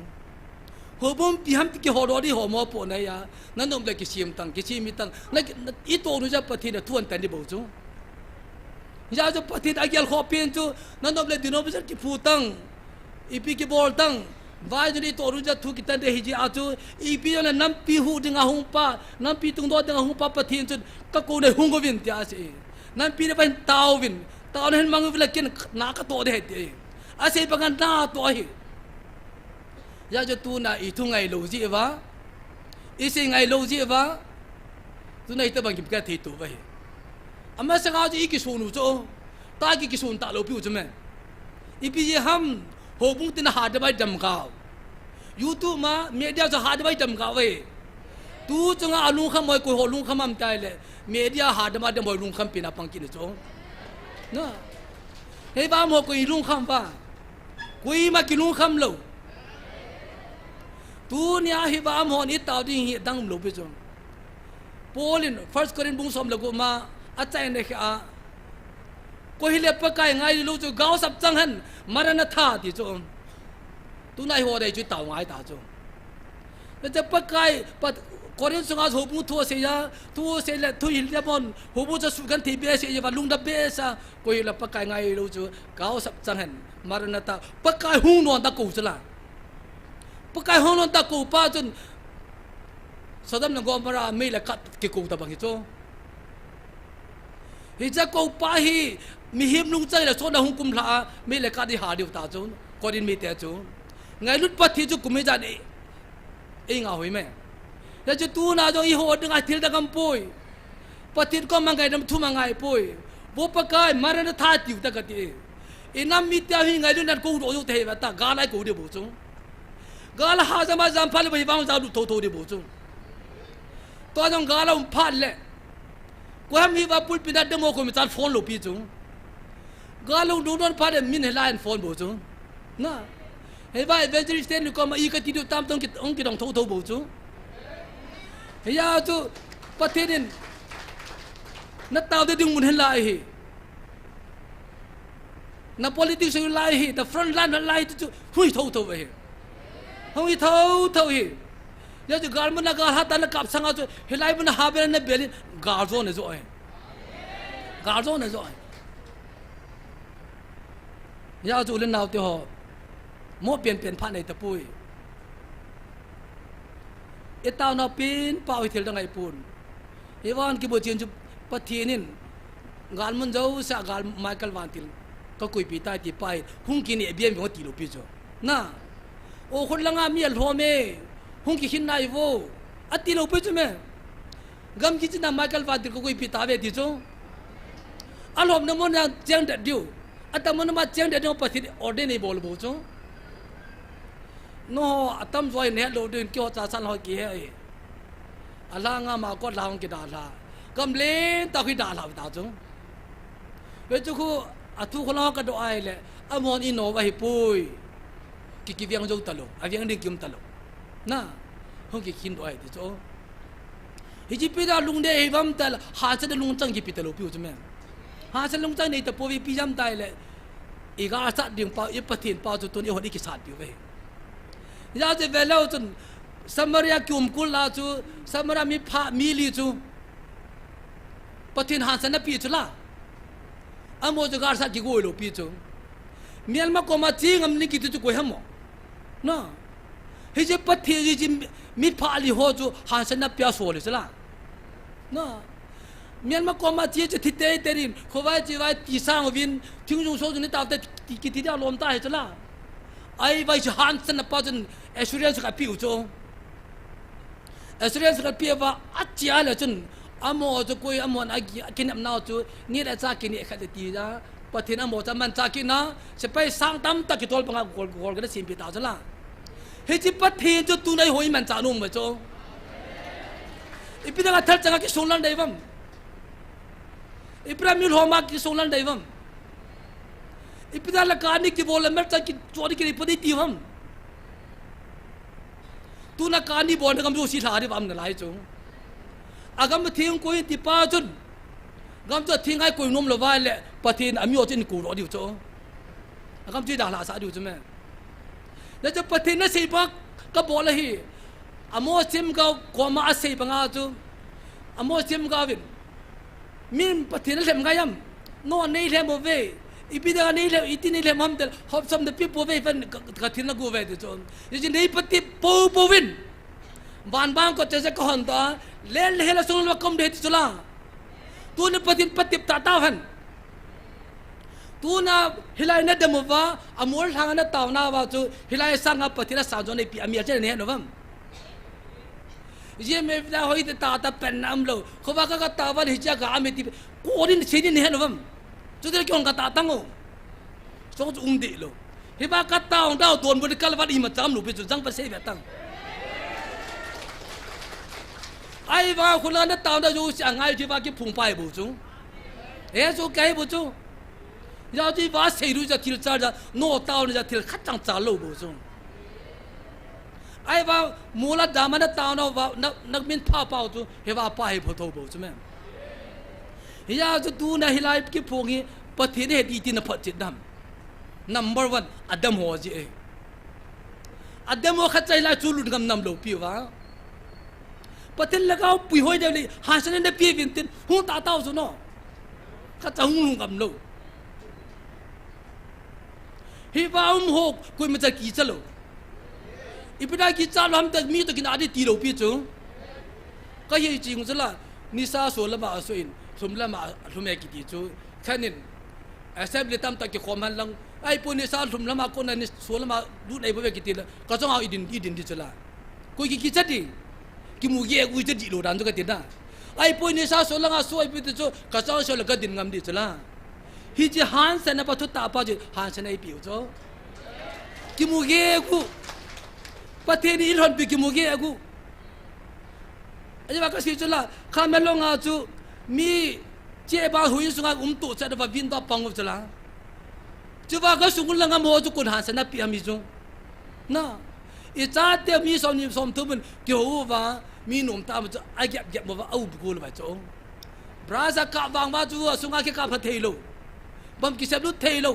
hi chu han sa da pe be ke da sung la kit wa amun ta ka mu chla khan o chal le ka ba ka lu thei chla pra ka lu ham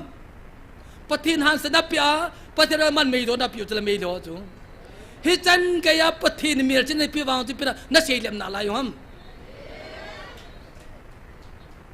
to a jo sei lep lai ding a zon te dan ki gon na lai di ham pathin an don ban ne pi tho di bo chu hi chin un lao to pat ke chan ki ya le vetin kin sona ka se tan ba tun asi yo sen bible ta ki tu bible ta ki tu pui ti bible man cha yo se kha chang la thi ong lo e kin ka se ji pam tel bible mang cha hi bible kan pen chang ai he lai khung ai chu bible sim pan bible man cha bible ta ki to thu se chu ho ai ti ni dio na asi yo se bible ki tu cha thon tu se ki be bo chu bible order cham na thu se pa chu ta thu se ya chu asi so mi a man cha ji ji bo chu希望只跟你希望只跟你些啲以前受嘅補助，哎咧，佢就話tu amin派咪ham啲份嚟咧，不提啲嘢那面就抌大木沙哇，阿面就係number one 就Adam hon，pulpit kalwala abdang sar thaylo，佢哋咪當咁咯，哎咧，南邊背定咧 pulpit Adam hon，伊咪就 proof boardที่นั่น咪就係咯，南邊背那ทำก็จะ soft board thay咯。nam pina to ho nam na to ho ayang lo va ase se ju don sa va se ti lo abote dang nei lo piu wa ani na jun tu chan gya na patheno lal to le chung nong pena to pa kai ti pa hi chung a thu nei koi mam ta he na lal to le chung nong pena to pa na pathin chu kai ti pa he wa un ke pung pa sa chung nong jo pathin ho na hiu le hi je pathin jo han san nan pe diu hong wo na hong gam diu chu la nang ngam lâu bao hin nó hoa mà chun he ba tu pung pa hi pathin hi ten phun do wa ki oi ai mong cha bao hi pathin mel na pa hi chu no ni ki phun bo chu ki ho se hi lo pi chu ata latest khat ve kan nei pin janin kalum ko ma phone nga ngai yin ka ngai le i wa ji pyam da latest ki dam nai latest ki dam ji pyam tai le tu phun jong a ke pom mo pui tao đâm trong cái bầm mơ bùi evangelist nu le evangelist pa ku hi nu pa hi lo pe khada juan jana ta wa le wa ku di lo hil ding hi ti tao chala he je wa he nge ki hi ban ka pang nge a ging mo la hin ka ti he ka lung thama ka se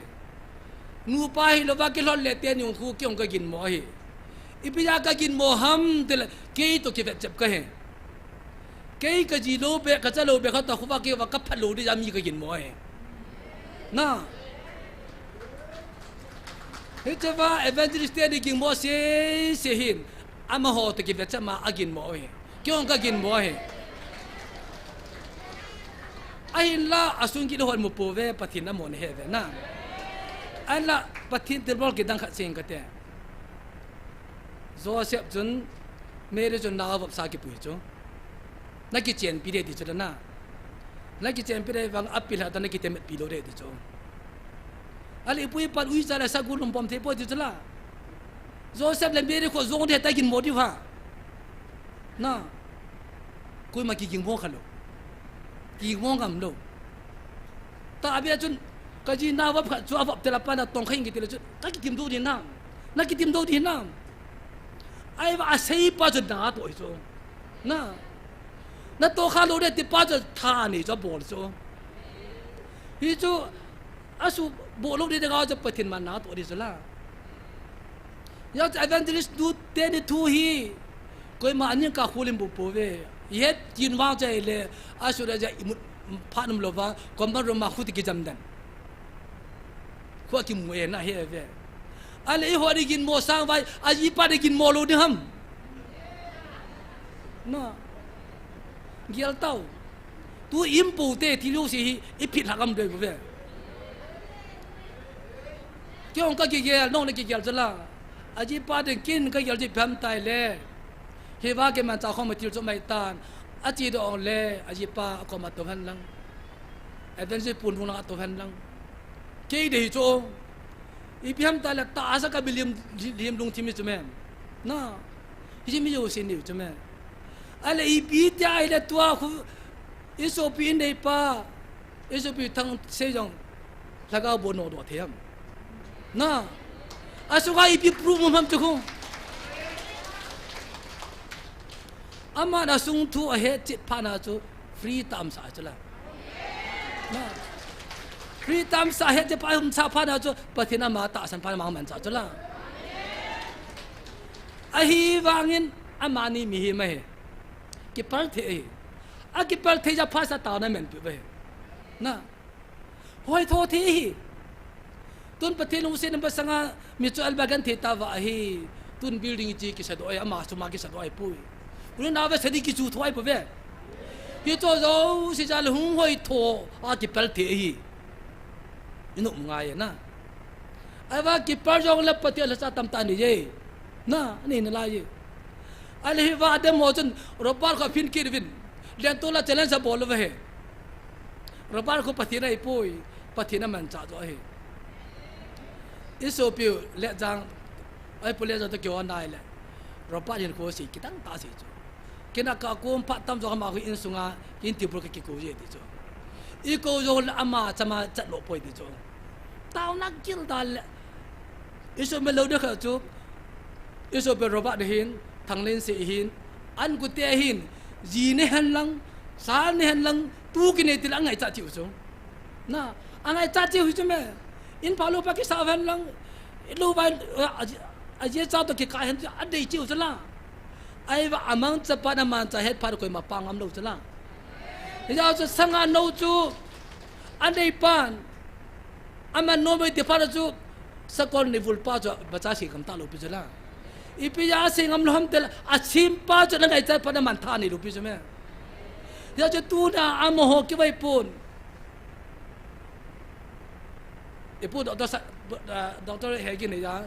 ama medical doctor da ki sei mo ni lu lom bo chu ipi ko tai ba nga ngam na ama lang ki sa wi lo pi chu me asunga thu sei pa chu den sol pu chu la ya chu tu na ba ho zo sei ho ki lo man lo pi chu me pathi e ngai lu pathi chu e ko bo chu hai ta pathi chom chai man no ve koi ma azang am pui bai lo be ai bo ve ai ban laga ba pathi lang tum chai van e ke pa na ba tang thei pui hi chun tu ni hin ule naw te ho gil tan ge lo te koi ham na ki do pi hi ibidanga lung kham ni him nang ma ki bol nei bo ve ho ki bol le bo ve tu chang ki khang mong lo lai hi bang nam pi boi ta nam lam ka ke ta ju phunga to the na lai nam pi tu sei ya ju pon dop ta ke to ama pha chu den ki gel na lai ho lam ka hi tia ama dino be san ki boi ba pathino gai de kho sa do lai ka yim lo de I live in a Christian church to Kaseitan. Ibu doctor tilon kimi ki phalam ta ama hin khuyon jong man tha ki ni lo bai. Ama to de jo sia tong sai tan ama ki sai tan. Ai va to ho khu kal vi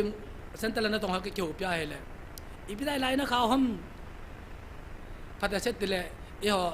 ke si chi thialu ya sang pin ki ya. Ho bu do ban ki won ki kha tai tan won da kha le ki kha ai ka lu hang he. Theo lý sang pin hier vai le hong we long pachin ne hong pachin ne vin na pati mi sei pi vin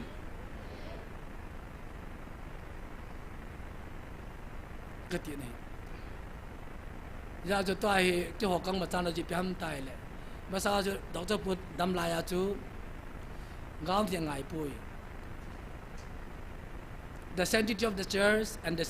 the simplicity and the sanctity of the church is maintained cái bộ này hồ bông cái tí thế nào thiên sẽ set ding trong lệ simple set ding cái tôi hi no bor sang at tupio kan bor di pam tai le gaw ne kan ki khui ding u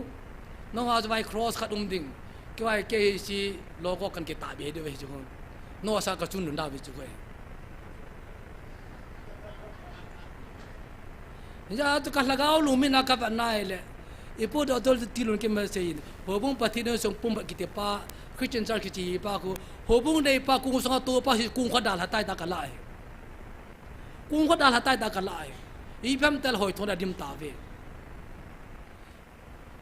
je chun tu ne ai gyal kho de wa ka de ji pham tai le e ba him ko pa hi pi se ham pa thi nam thila ham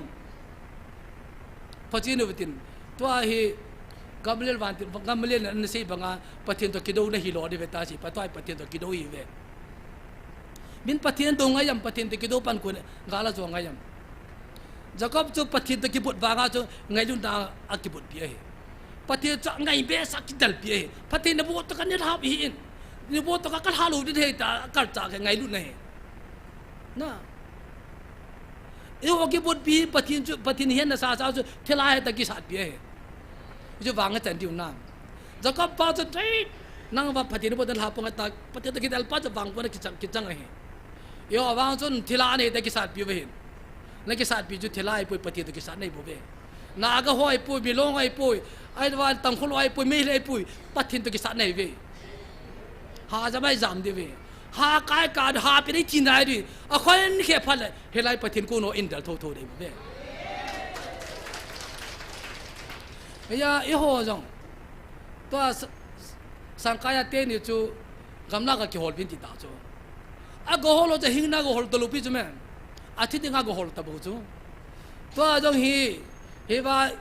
enam champion hi ke pa thanom tai lai mun jo de kiniam te hi tang abanga bayan dal lu de bo chu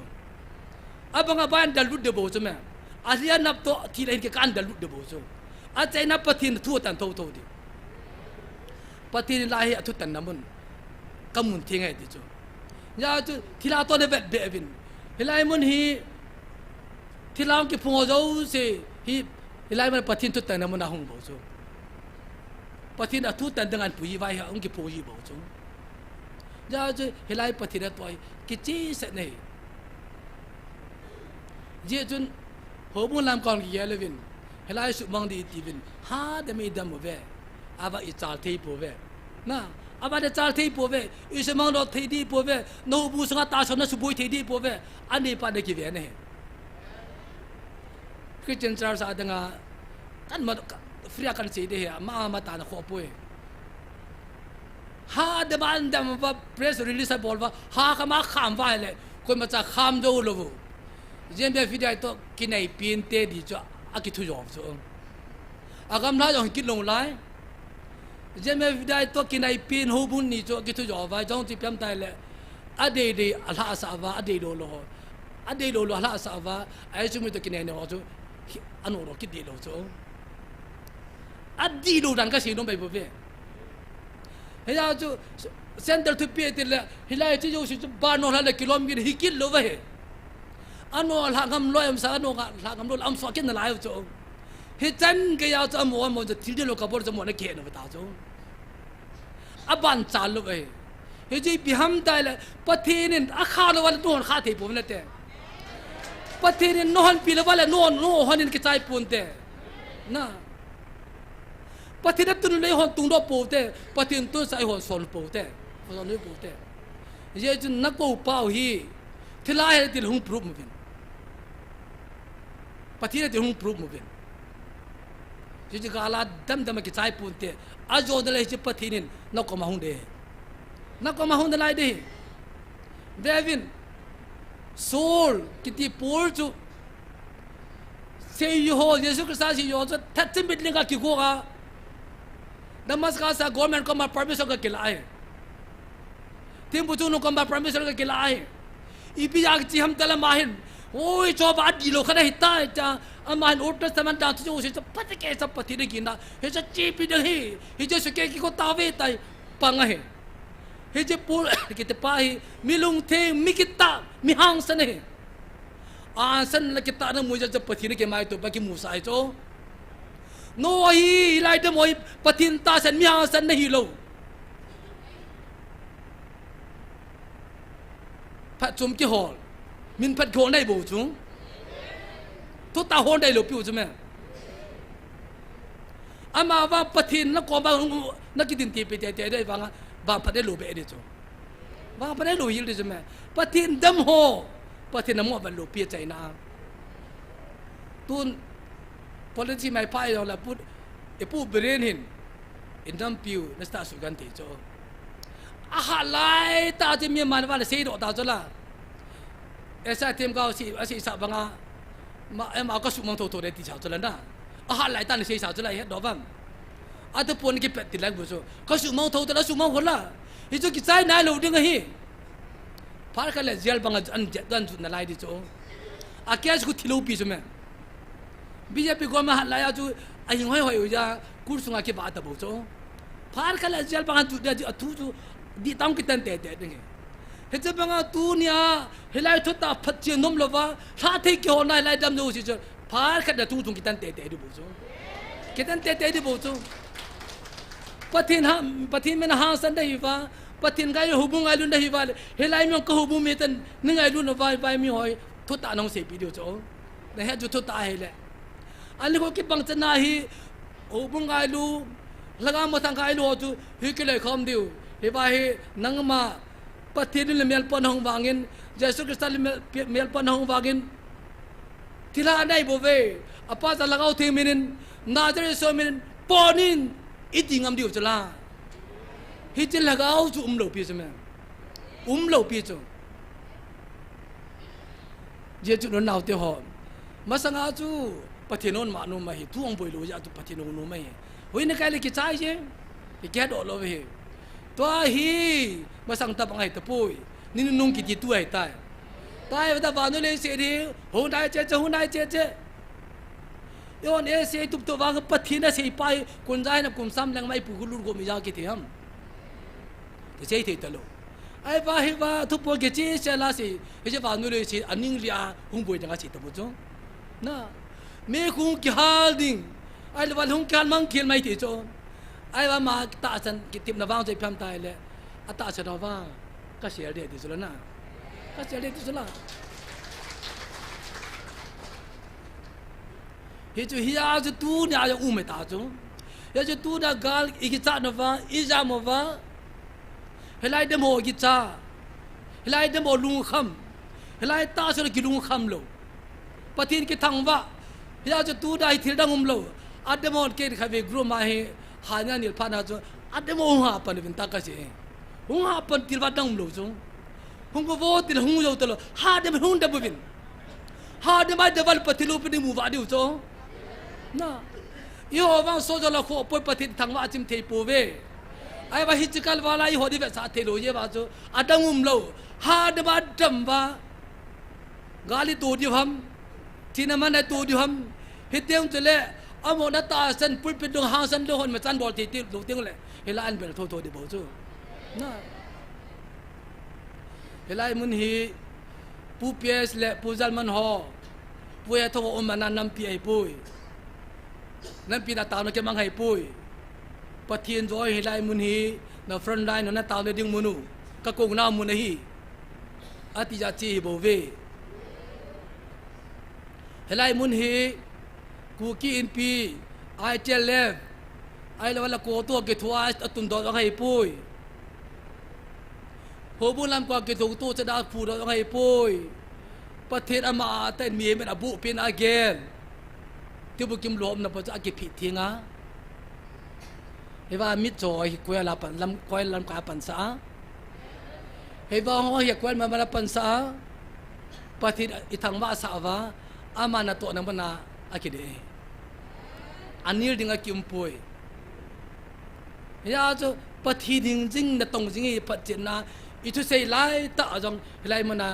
ka hong ki man ji ka hoi lai man hong ki phung ji ve cái hi cầu cái hi lai hi cái chia sẻ đam kịp phùa à mà bắt cái vào tiền nông bị vậy cái chia sẻ là hung phùa à dùng chú thì lai thì tệ hồ chú quỷ này vẫn nổ chú nó bắt thiên này cho hi lai cái muốn thiên cái tia nó bắt thiên nó cái chú cái tia thì lai dùng nó bắt thiên cái tia là nó quỷ này hiểm nó hồ chú quỷ nó không bắt thiên nó hồ chú bắt thiên chú cái hi lai cầu mẹ cái nó bắt thiên nó cái tia thế là hôm nay rồi là thế là chú hilai ke thila ke ta vai hung ke bong pai pathine ta le nahi koi no ham thila hung dai lai thila je vai pathin ko ma tha nei poi hilai je me tha nei poi evangelist ni masanga heba la cho masanga hilai ho bu mi ong pa sa tha nei poi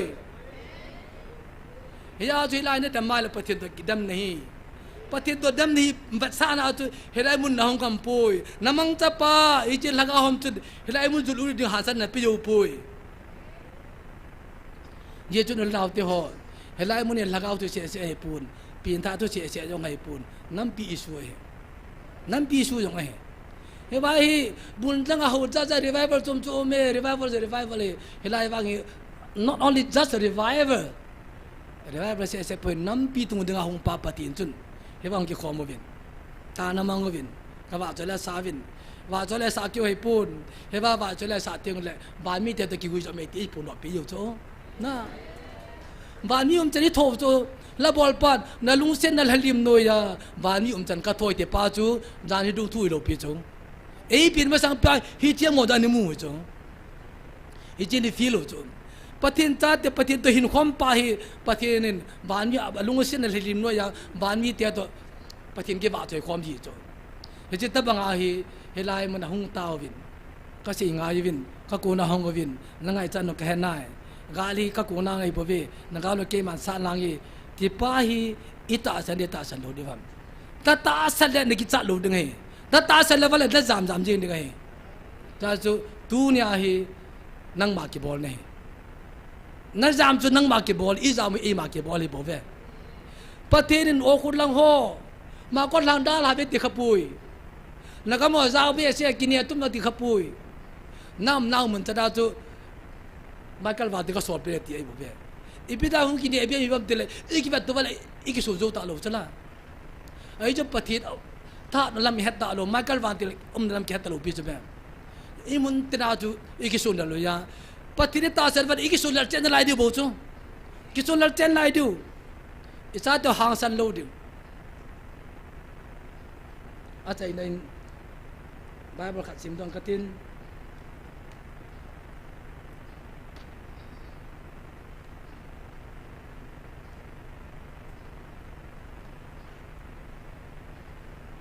Ezekiel tim kau bung som lagi sang som tum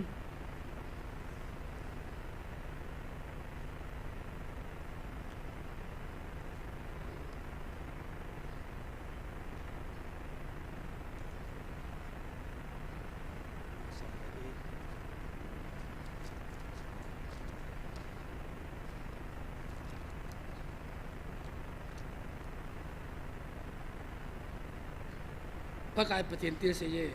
bo Israel te ke ha chonong pakai ka se pi na hiwe na to dung ju chi uwa na thu ka tan ding a hi tir sin da bor chang se ngawin man long da ding chon set dawin tir sin da bor jo se ngawin lung tim tha ngai tu tha kengun idinga thinom na hiwam Israel te khatana thi deu ka dei poi tin ha chonong pakai na se jin na chon set lu he jun lang ki hin so win hi je pathi jo tu na nga se hi je pathi ma ma ji bai u se pi ve ya ji cho se lung inga lo di ham pathi ne ta san na pa hi pathi nil kal pa inga lo di ham pathi ni se do kham yim lung changa ke se do am pha le lung na be se pa le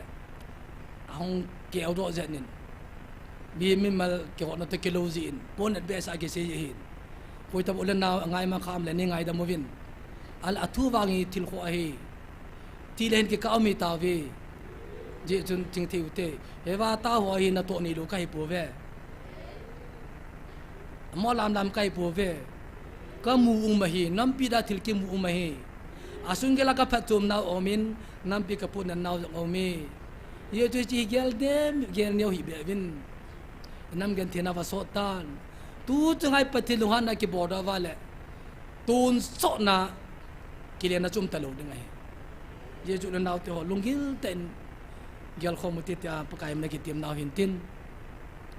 je chun tu hin pathin nga ta khom moi tin imi hem lung chang hi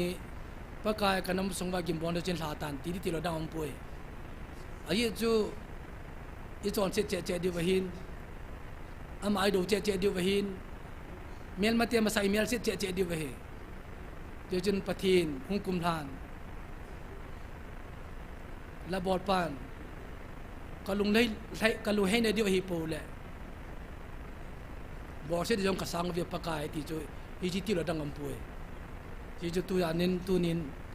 in nam pi ding tau tin pathin amang ki pon to a in nam pi win tua sa ke ji jo chan mu chi ding pathin ko ma pen pen tu mu tin I ho hin inga alal ta win ai pathin hin langai lut pathin hin je kho le jengin al asan nan sale jengin je jen pathin ko ma I ho do tu ju na tu mu tin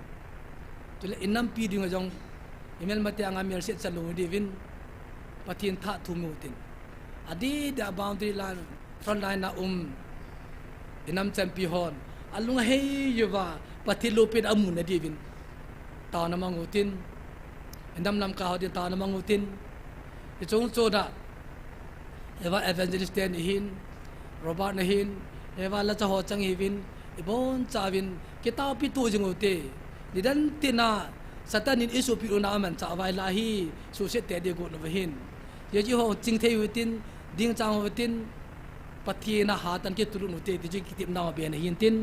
hi ji ti cho si ta na mangutin bon chan ta na mangutin ke man ta chana mang katin te bon chan ta na mangute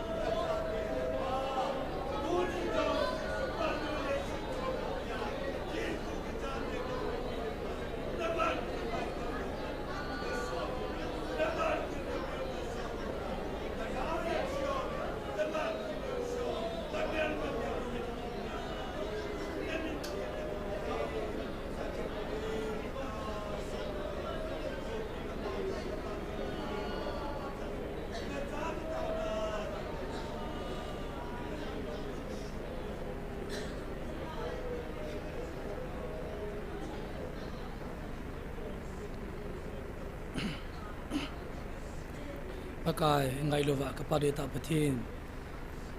hepa kanam gan the nau hi tu semang ke sei pe etan pakai tu chung bia hi kanam gan the lai ta wa nang ma nei hung vi lova nanam piu katun ding de hi katun do de ne ti hin ka kinem ve pakai hepa kanam pin ton do di tam ta ka kinap lai vin tuin aban ban ka ka naw le ka ga zam da hong ke pan kitan pakai hewa nang man ning pinum ka savin nang makathawa le ka chimti pu ve pakai ahi wangin pakai di tal ha lang cha sa lang langa ma ko lang langa kamo pil ha langa gam ki chenam ho lung yim lung kham pi ko ni che ba hi ti na ba chele ti ka sa du dam pakai bo pathin na mi israel te babylon lui panga hi ti ka pathin law ti ka sa dam ti o pakai hi lai ti ka ba ki ti ka nui vai ti ki pa dam pakai ya pa ibiam ka chedu ka boli pakai epa mel mate masanga ni yum sodi tam pakai epa nangin ata sa jan nagam ko ton de tin pakai epa gagam ni ke neu neu pi wa ka jam jam wa hoi lam ni pi naw gami nagamu na tum salin jo ka pi ni tin pakai lakam naw ka da la la bi hoi lam pakai o pathin nangin ka chungwa na makata san larji wa nam makata sen thi do bial chu zat ni bo sa wa ni bo pi wa vin pakata sen po vin atang dol ko ve pakai hepa amo gim bol na pi a na man nen the do nam ka ti nang ban ngai tam tam kit na lai pakai ngai lu pathin na hin kon ka thu do ye po ve pakai kyo jong thu do na nei pi vin lang la tu na kanam piu kanam nam ka lung kham ye jan am vin pakai ne la na ma de dong po ve pakai tu chan kaya kanam lam ka hoya ju ponga na lai de pakai musi tempati amo ho pin lang kanam gan te na sang tan tu chung ba le sit bi hin pakai chom ka ba ni nui sa ven lang pakai ne lo pe nei mu sa ven patin hita banga ni man cha lai vin iwan na la che te ho ja thang dol ko vin pakai to la lam ji e pa ai la lang kana kyo bi him kai ji vin kan hoi to naw nang ma do ma ka to ne the om ji jan pakai nang ma ga cha de lo vin nang ma control nang ma tu chal ne lo van pakai kyo ma ka hi lo di jan pakai hewa naman cha evangelist stand hin pakai roba ne hin hewa la cho zo se ka bon cha bi ni chang la lo ni kang ta bi ni tu ne lai mana ni ko na ka ta no hi pa par khat le kanam mi te ho to nang ma ka ta ba khom ti di vin pakai nei khong ne la di ni kang ta bi ni pakai lung sit and tu ni a ma ko lang langa apo pa pin ne kam da la mi lung lunga hung kal sunoi pakai nang mai no pi te te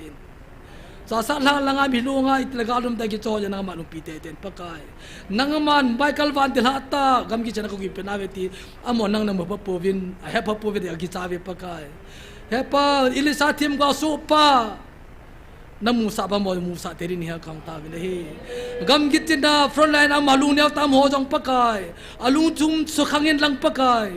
hi ba hung pathe ni ka hu jung pathe ti ba ti ki sa dei teri ni ha kang ta ve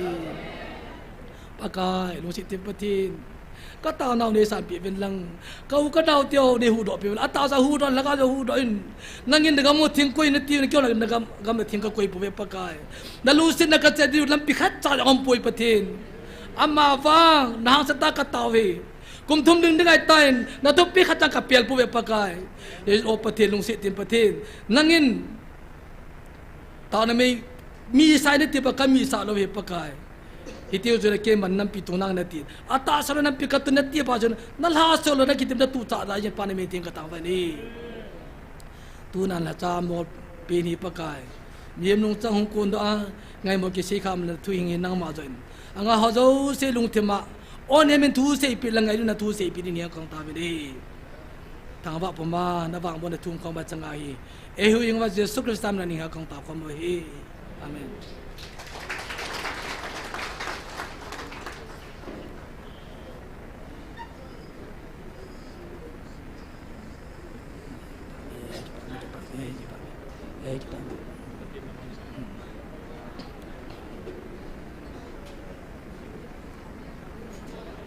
Amen.